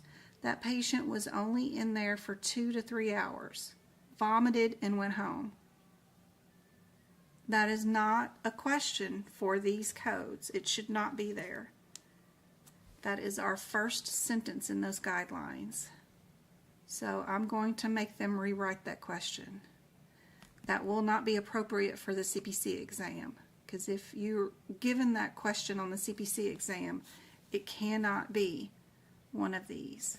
For the same day, if it's less than 8 hours, you have to bill this. If it is more than 8 hours, you bill this.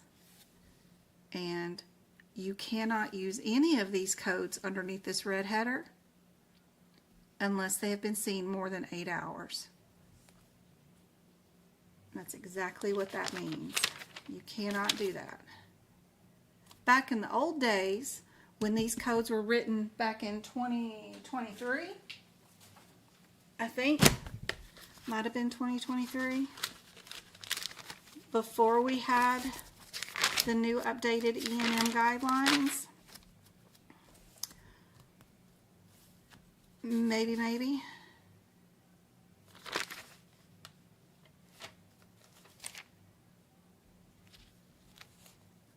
Right here. This is 2023. You see where it says here that the guideline says that if any of them have been admitted and discharged on the same day of service, then we use these codes.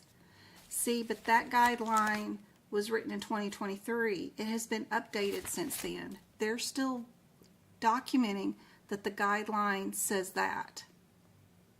And it does not mention how many hours, right? There's no hours mentioned. Our guideline used to be like that. But now in 2025, it has updated to say only more than 8 hours. And since it's updated, they have not made it into their books like that or in their question like that. So, yeah. They need to purchase the 2025 books themselves. Yep. Absolutely. Sorry guys, on YouTube y'all didn't get to see that. I was showing off the books with the cell phone camera to the TikTok people. The observation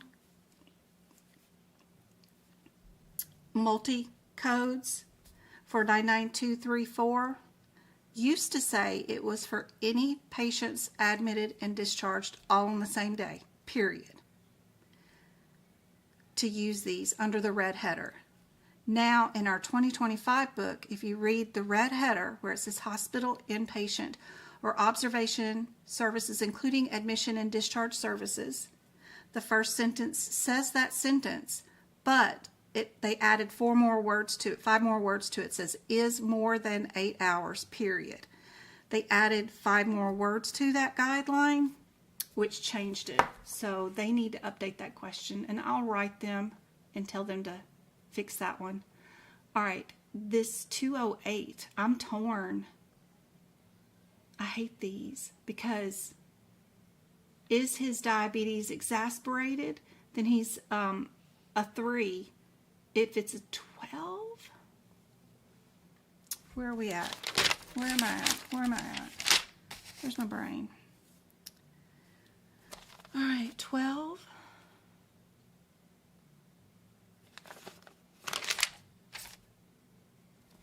Synchronous audio only evaluation and management established patient, which requires straightforward decision making more than 10 minutes MDM. If it's a 98013, then it is a low medical decision making. Do we have chronic conditions in straightforward? I don't think we have chronic conditions in straightforward, do we? Straightforward as just self-limited minor problems. The only place that we have chronic conditions is low. So it's got to be 13. And they put it as low as straightforward. Ooh, I'm going to have a bone to pick with these people. So if they're going to pick a 12, that's straightforward. If you look at your page 9 of your 2025 book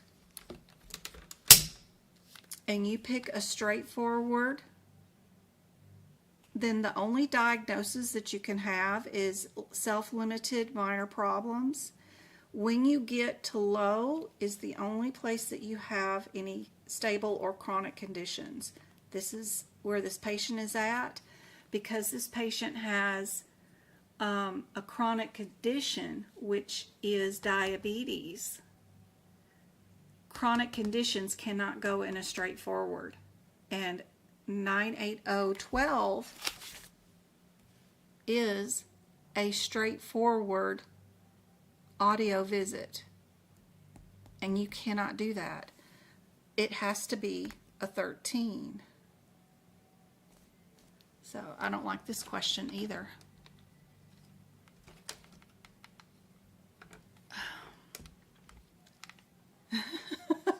I'm correct or wrong?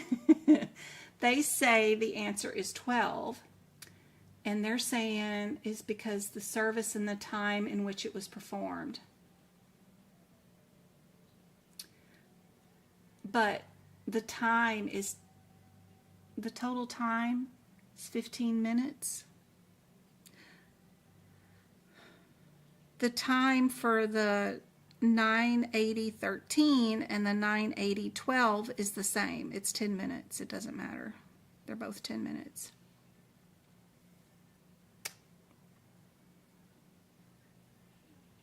but you cannot put a chronic condition in a straightforward.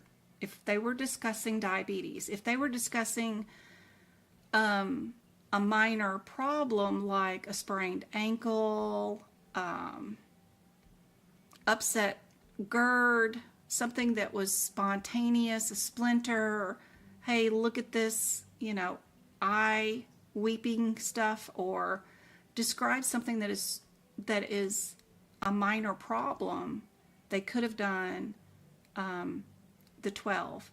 But because they discussed diabetes and related systems to their diabetes, that is a chronic condition, and you cannot bill a straightforward visit for a chronic condition. It has to be 13. So they getting an email about that one too. All right. Chronically ill baby in the NICU. Which one of these is the correct answer for that one? Where do you take practice tests at? I recommend here on my website. If you come to my website, and for $8, you can get a membership to my E&M practice exam questions, and you can come to this page, and you can do all my practice E&M questions. You just click on what you think the answer is, and the rationale shows up. I've got a bunch of them here. I do love Pocket Prep, and I do have to correct some of theirs from time to time, so don't, think it's awful, but I will go in here and get these corrected. It'll take me about 2 weeks for them to analyze it and realize their mistake, and then they'll fix them. But they will fix them. They will make them all correct. That's why I like to go through them all and do them with you guys, because I'll find all the errors, and then we'll tell them about it. So the only one with NICU and babies, right, is the 6-8. Yep, 6-8 is correct. All the other ones are based off of any of the baby codes in the 994 area, are all based off baby age. So those are really easy to do. If it's a newborn, it's always 68. All right, where are we at with these? We've got ER down at the bottom at D, and then we've got hospital consultation or office consultation. What are we doing with this one?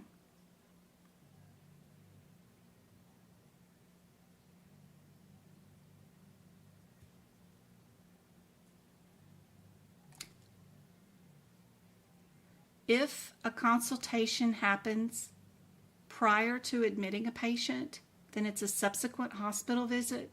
So the patient has not received any other face-to-face professional services prior to consulting by the specialist. Okay. 82 minutes, 99252. 99252. 5-2 is 35 minutes. 5-5 is 60 minutes. They're saying 82 minutes. So are they saying the answer is 5-5? Yep. But be careful with this one. If the patient gets admitted by the ER doctor, then this consultation, if you're billing for the consultation, will end up being a subsequent hospital visit. There is a guideline that is hidden at the admit area.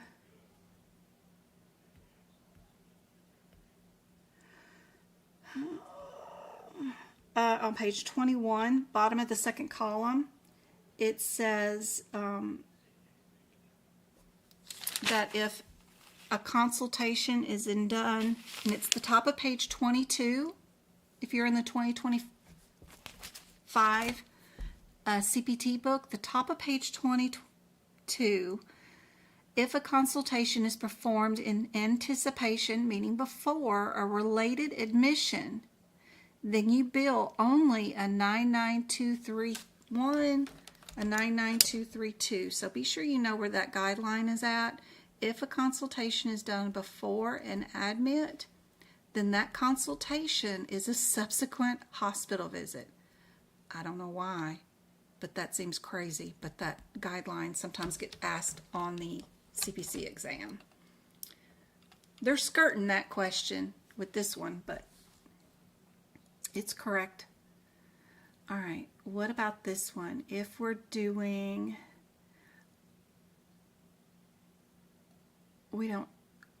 that's a bad word right there. We should not have that in there. But, new patient, and we're just doing comprehensive preventative health care visits. So they're 13 years of age. And they are new or established. That is helpful to know of a new patient. So they are new.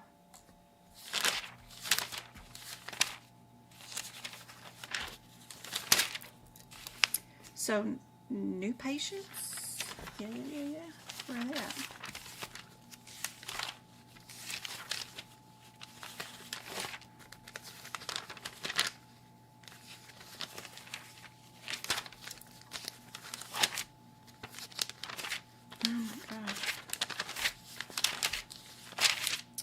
New patients are with the 8s. So we get rid of the 9s. Those are established.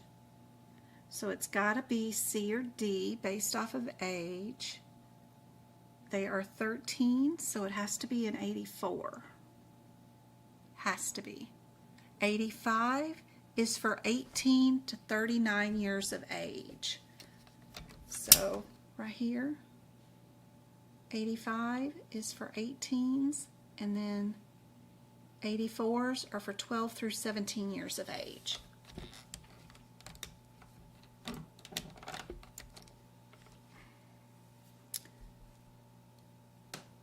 D is correct. Good job. Which of the following is not included in critical care codes?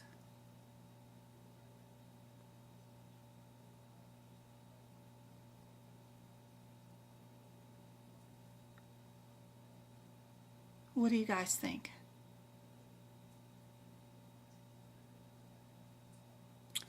In the 2024 book, what do you not see? Is it the new and established patients for, or are you talking about that guideline for the consultations? Because they're both in there.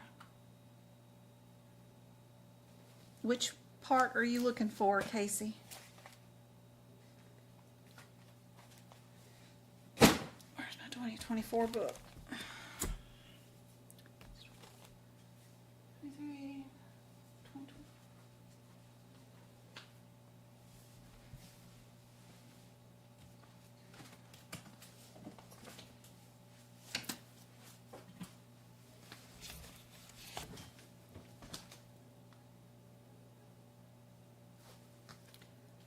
938s, 22938s. Yeah, they're just hard to find. They're on page 36 and 37 in your 2024 book.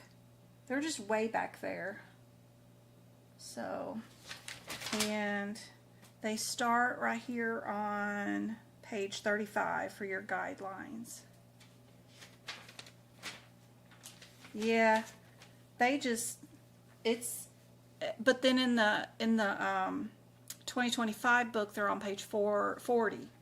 So it's hard to find them. They're like a pain in the butt. They're behind the nursing home ones, which is crazy. I think these wellness ones need to go up there near the 99212s or 215s. I don't know why they put them way back there. It's crazy.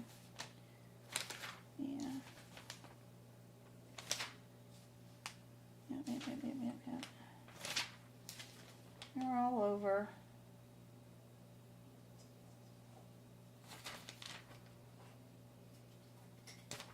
And then the guideline for the consultation done in anticipation or before an admit, you bill a subsequent hospital visit for, that's on page 18 if you're in the 2024 book.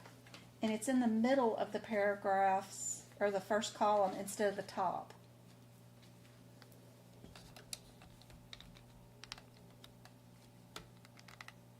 Yeah, just trying to find these codes are really hard sometimes. They're all over the place. All right, YouTube, let's give away some Oops, sorry guys. I'm like freaking dropping the phone. I was trying to give away some YouTube memberships for our YouTube members. Anybody that is still in here. Let's see how many we've still got in here on our live. We still have 24 of you guys on. Thank you so much, guys. I know it's been a long, long day. Let me find my link. I've been all over the place, but you know, I'm working on tomorrow's workshop, which was 100 questions I had to build, and then Sunday's course class notes for like 15 chapters. We got to go all the way through all the modifiers, all the hip fixes, and all the surgery guidelines on Sunday for our coding class. So it is crazy. So that's why I didn't build a whole lot of questions for today's live.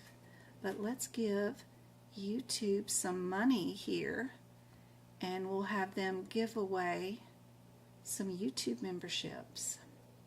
Let me hit the credit card, and it will pick some winners. Let's give away 5 of those YouTube memberships so that you will have access to my exclusive videos for a month.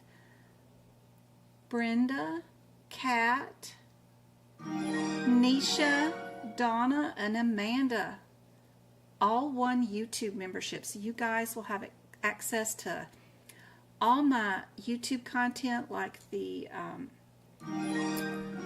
all the podcast. So if you go to the playlist, you'll get to see the podcast where I read out the guidelines or the evaluation and management guidelines and tell you what it means in layman's terms. That's super cool.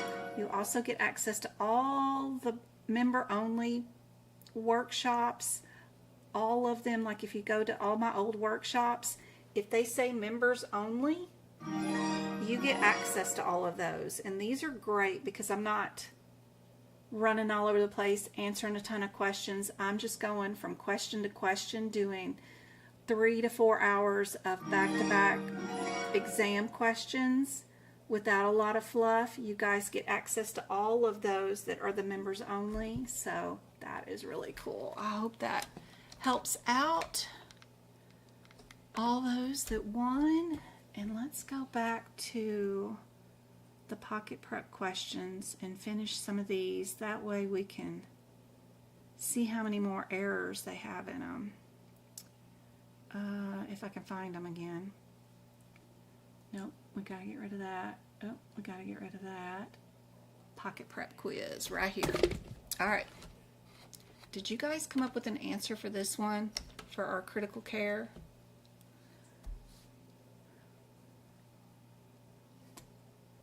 I know it's getting late. 8, 9, 10, 11. It's 8 o'clock and 11 o'clock in some areas. Lumbar puncture, Kanisha says. Let's see. Nope. It's our introduction to needle and catheterizations and into our arteries. That one is C. You'd think lumbar punctures wouldn't be included in neonates. It's crazy. All right. What about this one? We've got skilled nursing facility for continuing care and rehabilitation of a knee. Provider performs 39 minutes. So, which CPT code should you use for this initial nursing care visit? Isn't that sound crazy? Like up here, admitted for continuing care. They make you think that it's established. But let's go back to our nursing ones, which happens to be before our ones. Let's see, 315.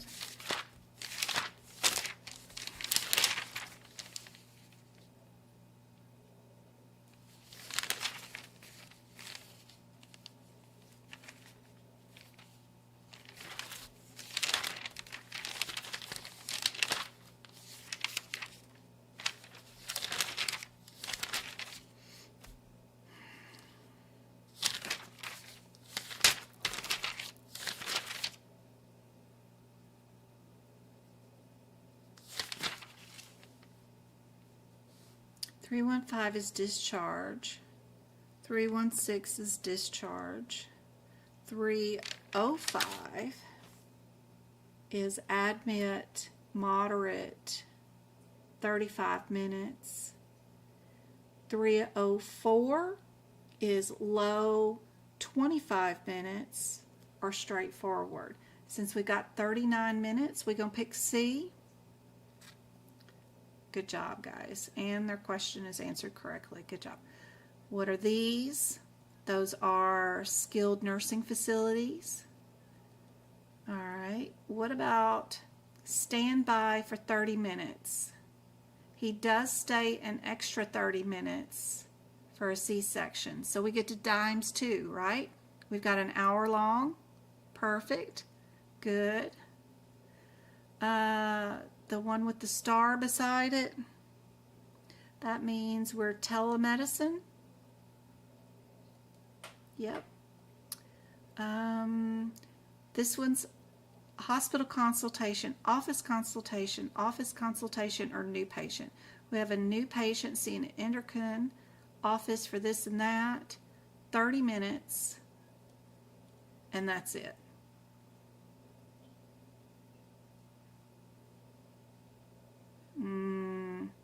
D, because we don't see that the doctor wrote a letter back to the primary care physician. They're saying it's a consultation. I don't like that one either. It does say consult. They're supposed to say that it has a letter going back, but it does say consult right there. All right, so 30 minutes,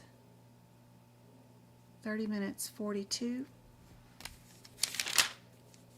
Technically supposed to have a letter back, but as long as the code and the time it works, then we'll be okay.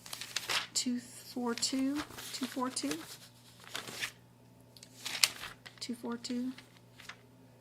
20 minutes for the 4-2. And then 4-3 is supposed to be for 30 minutes.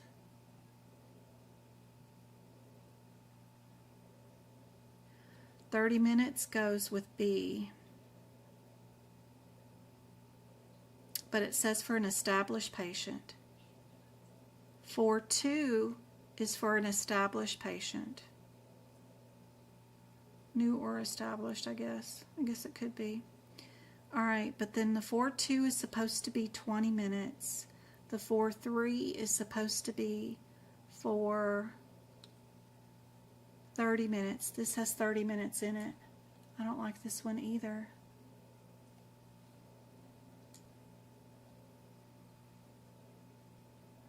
Because our book, yeah. So if I go back to my library, I go to my 2025 book,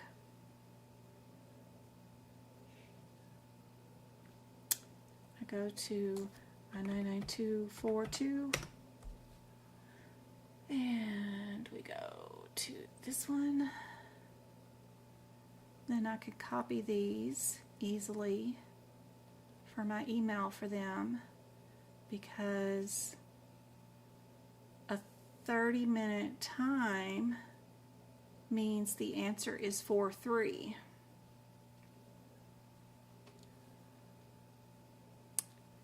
And they have the visit lasts about 30 minutes. I don't know. They're saying over here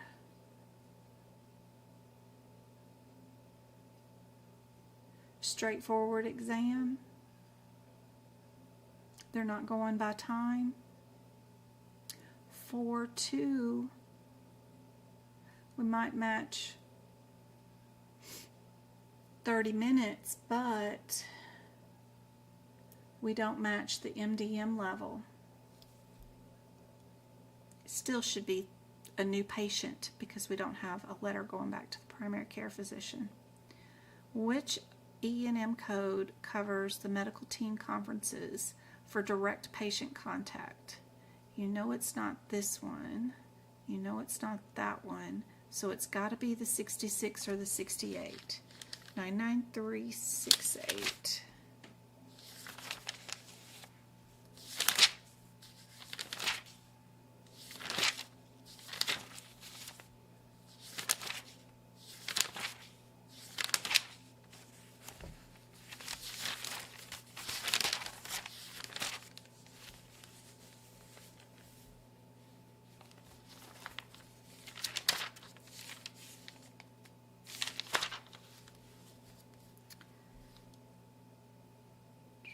Team conference for 30 minutes or more, or participation by a non-physician care team with therapist or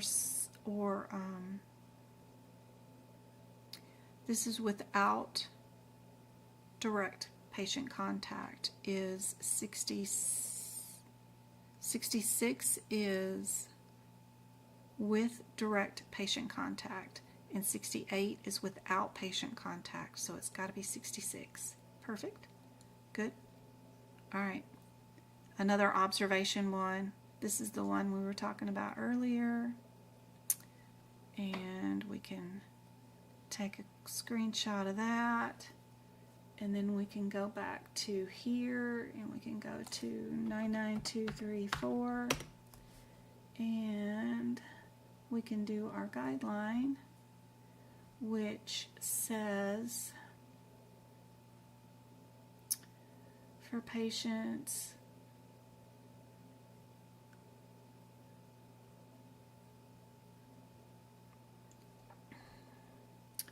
right here,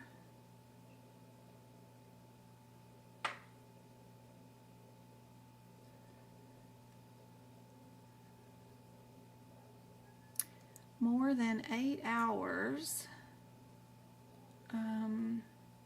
Can't I highlight this? Why is this not highlighting? I don't know.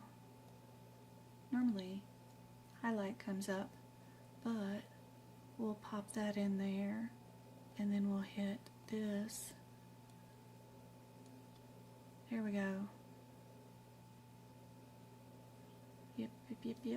Got that for that. And they want this one to be that one, which is totally incorrect.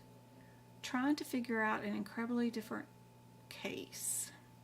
35 minutes for a team conference without the patient in attendance. So no direct patient care is a 67 or a 68. So you know it cannot be that one and not that one. It has to be one of these two, and one of them is for non-physicians, and then the other one is for physician. Do we have an MD, a physician called by other physicians? So 67 is all MDs. 68 is for like social workers. So 67 it has to be. Perfect. Good. 4s.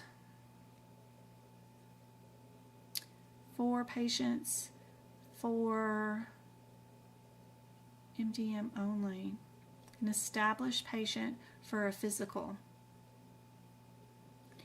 So on an established patient is the 95s.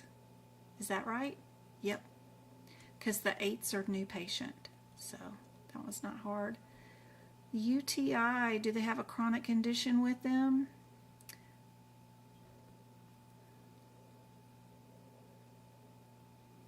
This one is a nurse visit only. Yep, nurse visit only visit.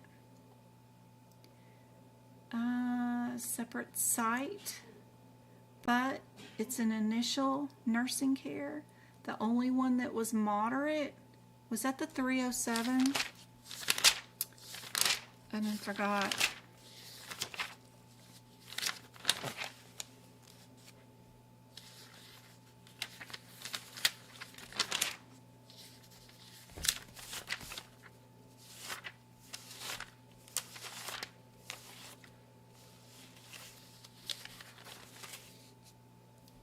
No, that's straightforward. 04 was straightforward. 09 was moderate.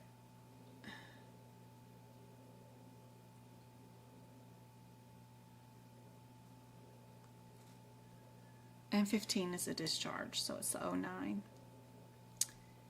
This one, code should be at discharge, so we're discharge. Which one is for 45 minutes?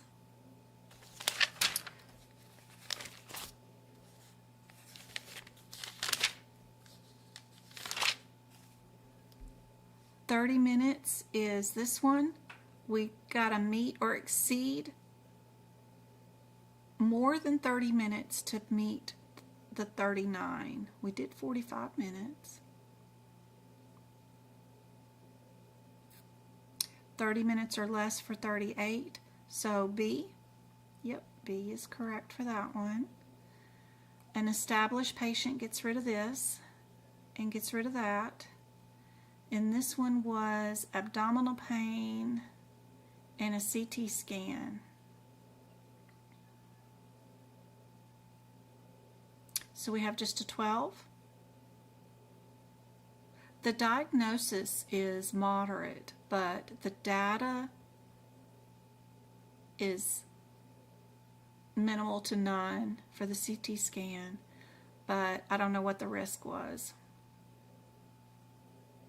The abdominal pain and not doing anything, not writing any prescriptions or doing anything about it, just sending them for an x-ray, they could have a ruptured appendix. I have no idea what they got going on. It's kind of scary, but could be straightforward or low. These are hard to do. Depends on what they want.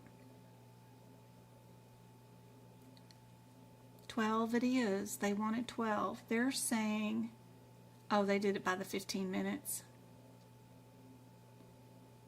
99212. 99212. I always forget to look at time for established patients. 212 is 10 minutes, and then 213 is 20 minutes. So yeah, based off time. What is the definition of a consultation?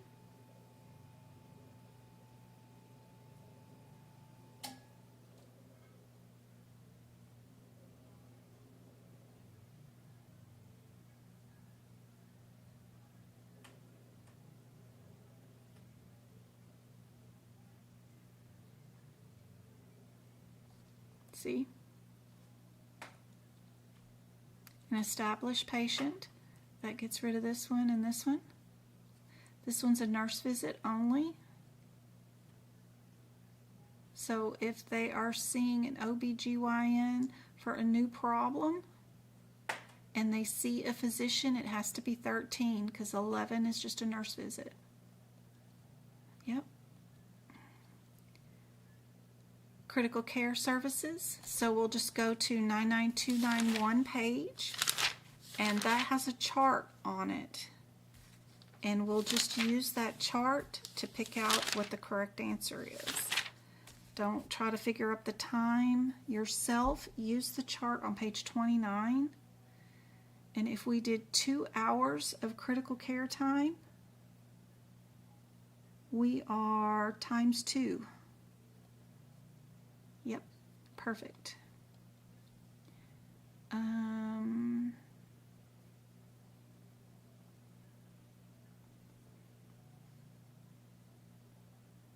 We don't know if they're new or established, but every answer is under established. This is a nurse visit. We're definitely not that. And if our MDM,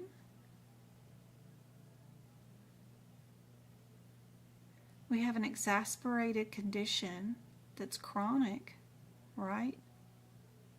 That's exasperated.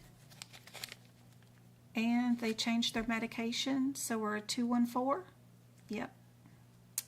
You're always moderate when you mess with patients or write the prescriptions. What is prolonged services for an hour and a half? 99359. Can y'all find these codes? Sometimes they're hard to find. If we did, we need to use the chart. which is on page 35, and we have an hour and a half. An hour and a half is going to be just the two numbers themselves. Yep. If we are doing blood pressure, height, weight, and all that good stuff,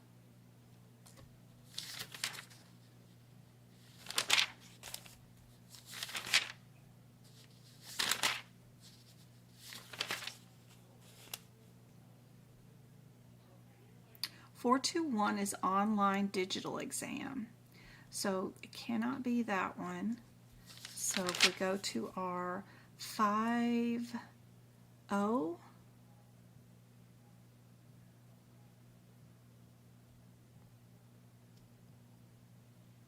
is that still a code? 450? I don't know. Or has that one been deleted? 55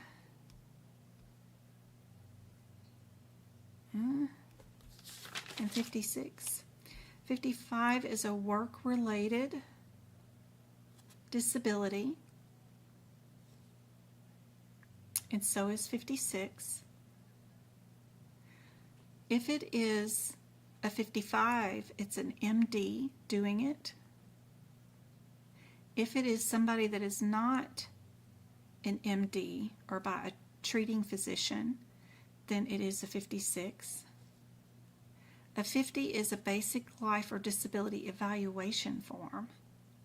Patient is having a blood pressure taken for disability insurance. So it's probably just a 50.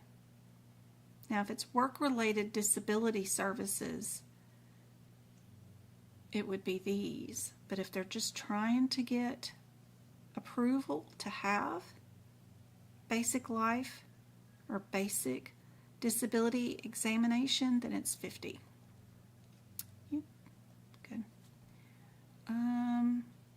This is a new patient, so you know it's not A. And then they are coming in for sore throat. They did get written a prescription for antibiotics, and the encounter was 31 minutes. Our new patient visits a level 3 is for 30 minutes, 15 minutes for an O2, and an O4 has to be 45 minutes. Now, they did write a prescription, but there was a low decision making, even though they wrote a prescription for antibiotics.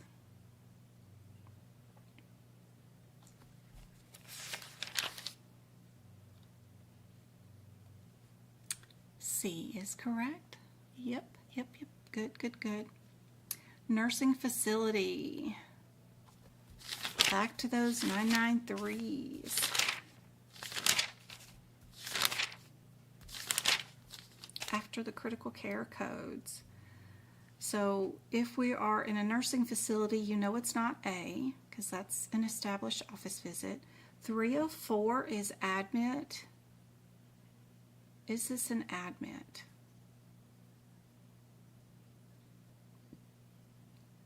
It's low and about 20 minutes. And see, we don't have expanded problem-focused history anymore on exams, and that cannot be included in our exam questions anymore. That needs to go away. I need that to go away. That is old. Diabetes.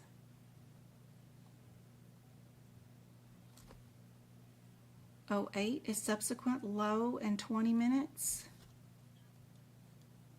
Perfect.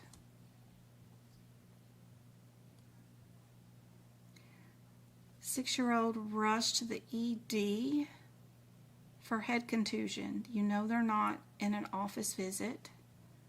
These are all ERs, the 83 and the 85. The 288, not an ER.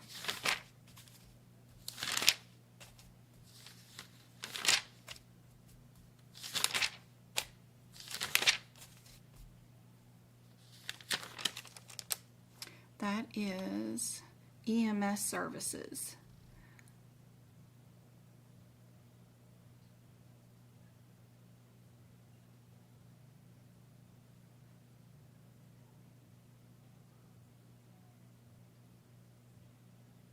How many tests did the kid have done?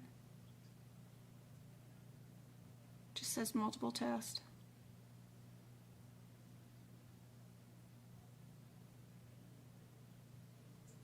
We're not billing for EMS. They're not dying, so level 3, yeah. 99497 and 99498 are for what services? Is that our will and testament? 99497.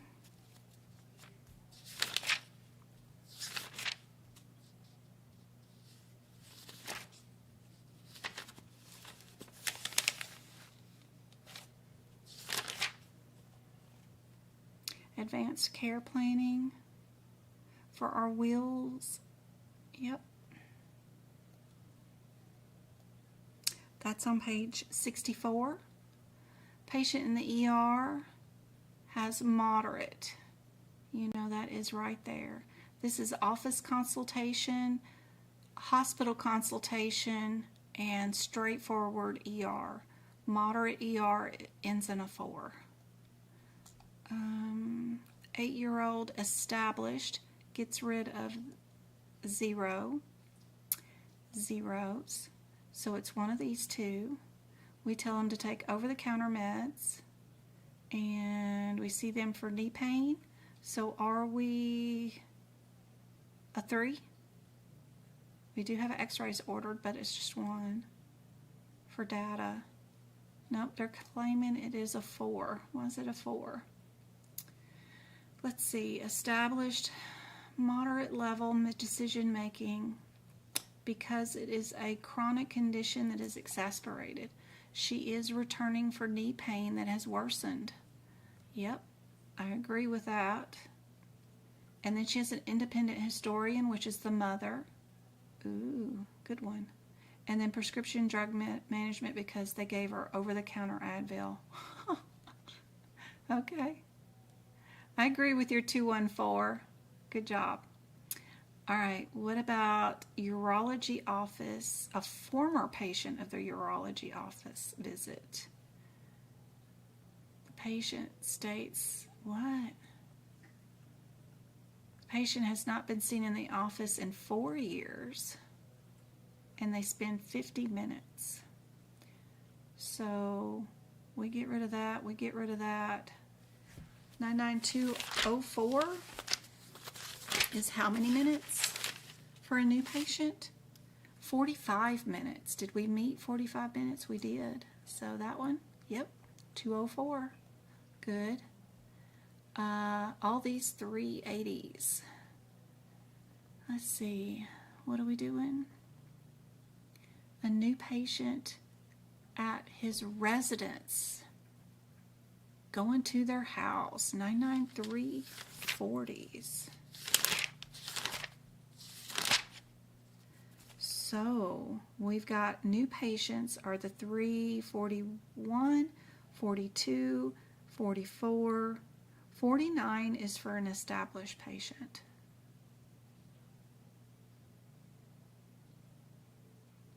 And they said it was a new patient, so we can get rid of that one. So we did 45 minutes with 20 minutes of additional time getting to know the patient. So altogether, 65 minutes with a moderate complexity. Moderate complexity is at the 44 level, and that is 60 minutes. Good. C is correct. What about this one? Patient is transported to the ED for lacerations, and we got low complexity. So is that a 2? 3. 3 is low. They're right. I did straightforward. I forget. The 81 changed to a nurse visit, And then the 2 is straightforward, 3 is low, and 4 is moderate. They are correct. All right, consultation, 39 minutes. So you know it's not that. Let's go look. 244. 244.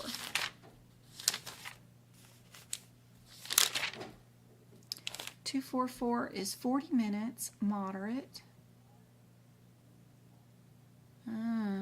39 minutes. Ooh. What about 54? 54 is 60 minutes and moderate. And a 45 is high and 55 minutes. None of those really meet it except for maybe B. Yeah. It's just the time is off by 1 minute, but if the level of MDM is moderate, then you can pick it. All right, 15-year-old admitted to the hospital.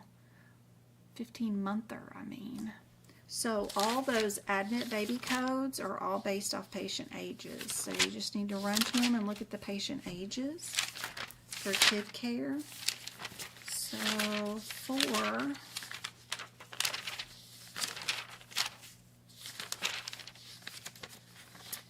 So 66 is for 24 months, 2 years old or younger, who are seen for critical care services. 72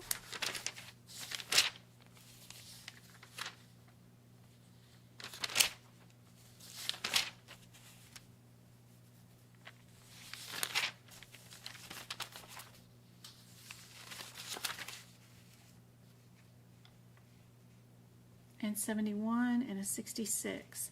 We've got 2 diagnosis codes or just 1.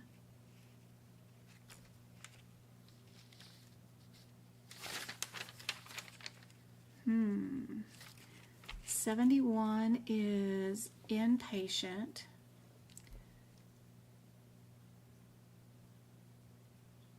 Pneumonia and acute respiratory syndrome. Is that a combination code or is it combined all into one? Provide critical care for about an hour and a half.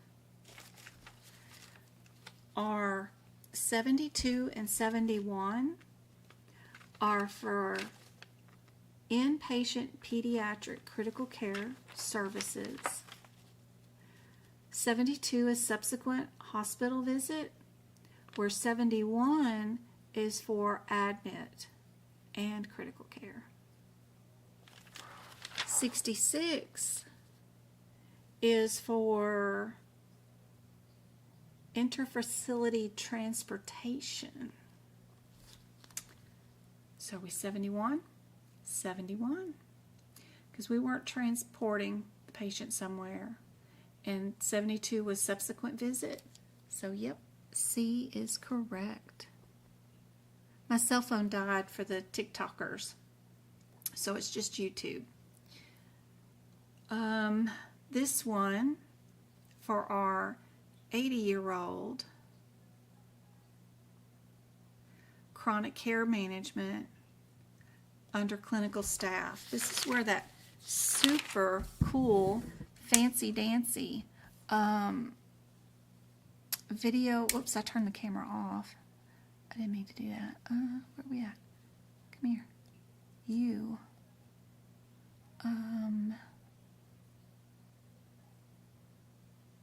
How do I make it to where you are prevalent above everything else? The order I need to move to top. There we go. So, but it doesn't seem to be working right now. Okay, let me delete that one. Yes, delete, and we'll add a new one. New video. Capture. Yep. That's better. Okay. So where is your 994s? 994, 87s. Chronic care management. care management. I so want to show off these notes, but I don't know if this is where we're supposed to be. We're supposed to be receiving chronic care management. These are just care management and principal care management, not the chronics. Darn it. Chronic care management. Is it done by staff or is it done by MD? It does say staff, so we have to be under the 90s or the 93s. The 90 or the 439, yeah. So this one is for the first 39 minutes or at least 20 minutes, right? So we have 60 minutes. So this has to be at least 39 minutes. And then if we're going to add to an hour, we're going to be here. If we have 60 minutes, it is 994.90 and 99439 times 2. So that one is the answer. Yep. We got attend delivery. Yep. How long did we stay? Does it say? Nothing? Normal, happy baby. So we're just a 64? We don't do anything else? We're not going to stand by. We're 64, because 65, I think, is the blue babies, right? Blue babies are just our, I got in a habit of not even having to look them up. The babies that we just come out happy and healthy, we don't have to do anything to at all, is our 64s. Yep. And then our 65s are always blue. That one's easy. All right. What are we doing with this one? Appendicitis discharges her 20 minutes. So is that 3-8? Yep, 3-8. Incoming ambulance, is that our 88? Yep. EMS, we only have that one code for EMS. And that's everything. But I'm going to email them about at least the 2 that I know that I don't like. And you can email them at here. If you go to help and then you go to messages, you can see, let me get rid of my camera, that I've emailed them 60 weeks ago when they were working on fixing some of the old questions, and I haven't had them have to fix any for a little while, so that's cool. And then don't forget, you can always go to your review if you guys ever wanted to see the questions that you've already done. You can always do that by going to the review area and click on the question that you've done, and then it'll show you all the ones that you did. So if you don't want to redo the test and you want to look at the answers, you can click on the review and it will show you all the ones that you did already, if you ever wanted to look at the ones that you've already done. And if you ever wanted to email them and you have questions on why their answers are what they are, just hit help and then hit send a message, and you can create a message right there and you can talk to them like I do and have them fix the questions. But I'll send them some for today. We'll get a couple of those fixed for sure, especially that observation one and one other one. I forgot which ones they are. I have them here on our screenshots for the ones that we want to fix. But I hope tonight was helpful, and I hope to see you guys tomorrow during the live lesson. Do I still have anybody on? Still got 20 of you guys on, so that's cool. Yay. And we got 26 likes. The average duration of people being on is 24 minutes. I know I was all over the place today, but I got questions built for tomorrow's workshop. Where are we at? Get rid of that. Get rid of that. Get rid of that. For tomorrow's workshop, let's see.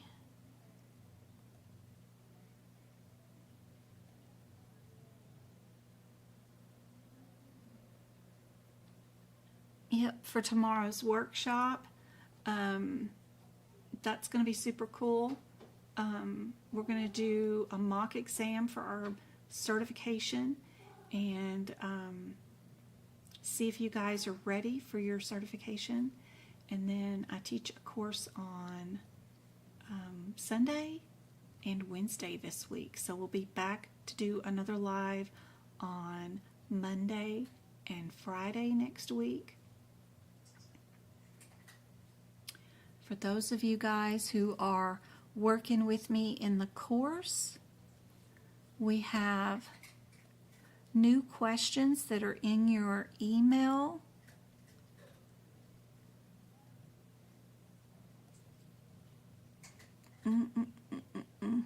Yep, that come from this exam builder, which is so cool. I can build exams and then send them to your email, and then it gets graded and sent to me. So it is super fun to play with. This is the questions for today's exam builder. And then if I ever want to go in here and switch up the questions and adjust them based off of criteria, I can go in here and pick out some cool things, like go to just what we're going to cover on Sunday, which is the introduction to the surgical guidelines, and I can select that and toss that in here, and then pick the difficulty, and then have them select randomly and add 5 more questions to it, and it'll add to it, and so that we end up with 15 questions. So it's kind of cool playing around with it, learning what it is, and having it build these exams is totally fun. But hopefully one of these days I can add some more questions in it. But it does have a lot of questions already built into the system, over 1,000, so it's really cool. But these are neat, and if you guys answer them, I get just which ones are incorrect, and then I'll email you which ones were incorrect, because you'll automatically get a score, like I did 70%, and then but you don't know which ones you got wrong. So I'll send you another email follow-up afterwards that says which ones you got wrong, like question number 7 or number 8, and then you can redo the exams as many times as you want. You don't have to do them just once, and then until you get 100%. So pretty cool. I love playing with this and testing it out, so it seems to be working pretty good. And maybe it's an option I'll add to my website later on. The other thing that we've added to my website, let's see, add another window capture, because I don't know how to do this. Is that it? Yep, my website is, if we go to the shop, if anybody was interested in having the training manual or the study guide for AAPC, I have those in our shop, including a terminology guide and a coloring book, if anybody is interested. And then I have all CRC notes for that certification right there, and that is super cool, and a workshop that is the replay for that. And I still have the E&M practice questions. It's 110 all-in-one exam E&M questions, if anybody is interested in looking at those. I have that there. I am going to take those down and maybe do another set, maybe just anatomy questions or something, and then these won't be available anymore. So when I get done with those, we'll not have anything up there. But hopefully that kind of stuff is super helpful for you guys. can't think of anything else that is up to, oh, if anybody is taking a CPC course right now or in the future and wants to add me as just their 12-week instructor, I have that option right here, but this is weekly, so you pay that per week and you get 2 classes with me, and of course Zoom lessons whenever you want them individually, and then access to the course notes and that kind of stuff and the PowerPoints and whatever else. If you wanted to add me for 12-week instruction through your course, you can do that. I do have tutoring open. If you guys need to do a mock exam with me, you can schedule here or for here. You just hit book now and then let go for next availability. When is the next availability? It's May 1st, right? But if you don't like that date and time, when you hit the next button, it'll come up with a little box. You can just say, hey, I don't want to do it at this time. I want to do it on Mondays at 3 p.m. my time, whatever. Just let me know whatever you want in these little message boxes as you're booking your thing, if you need it rescheduled for a different date or time, and I can do that for you. So that is helpful. Don't forget to check out the free practice area. There is free PDFs that you can download right there, free practice questions, of course, other PDFs that you can download. Don't forget to check out the CPT book page that you can look at how I book prep my notes, including the anatomy and ICD-10, but there's also videos there. Under book prep videos, you can go there and watch me do code by code and make notes for the digestive system right there. The rest are on YouTube with the paid membership on YouTube, but this will get you started for sure. And then if you just follow along and do this in every one of the sections of the book, all the way through E&M through medicine, then you can make your own notes just like I did. So that is super helpful. Don't forget about the shared gallery. It is totally free for you guys, and you guys can add your own pictures to here too. But there is a ton of cool pictures and stuff that I do for you guys that is really helpful, and you guys can look at it anytime you want. So I hope this is helpful. I'll see you tomorrow for our workshop where we are going to do a mock exam, and then those of you that are my students, I'll see you guys on Sunday and we'll do surgical guidelines. I'm so excited. I'll see you guys then. I hope this was helpful. Love you guys. Y'all get some rest and hang in there.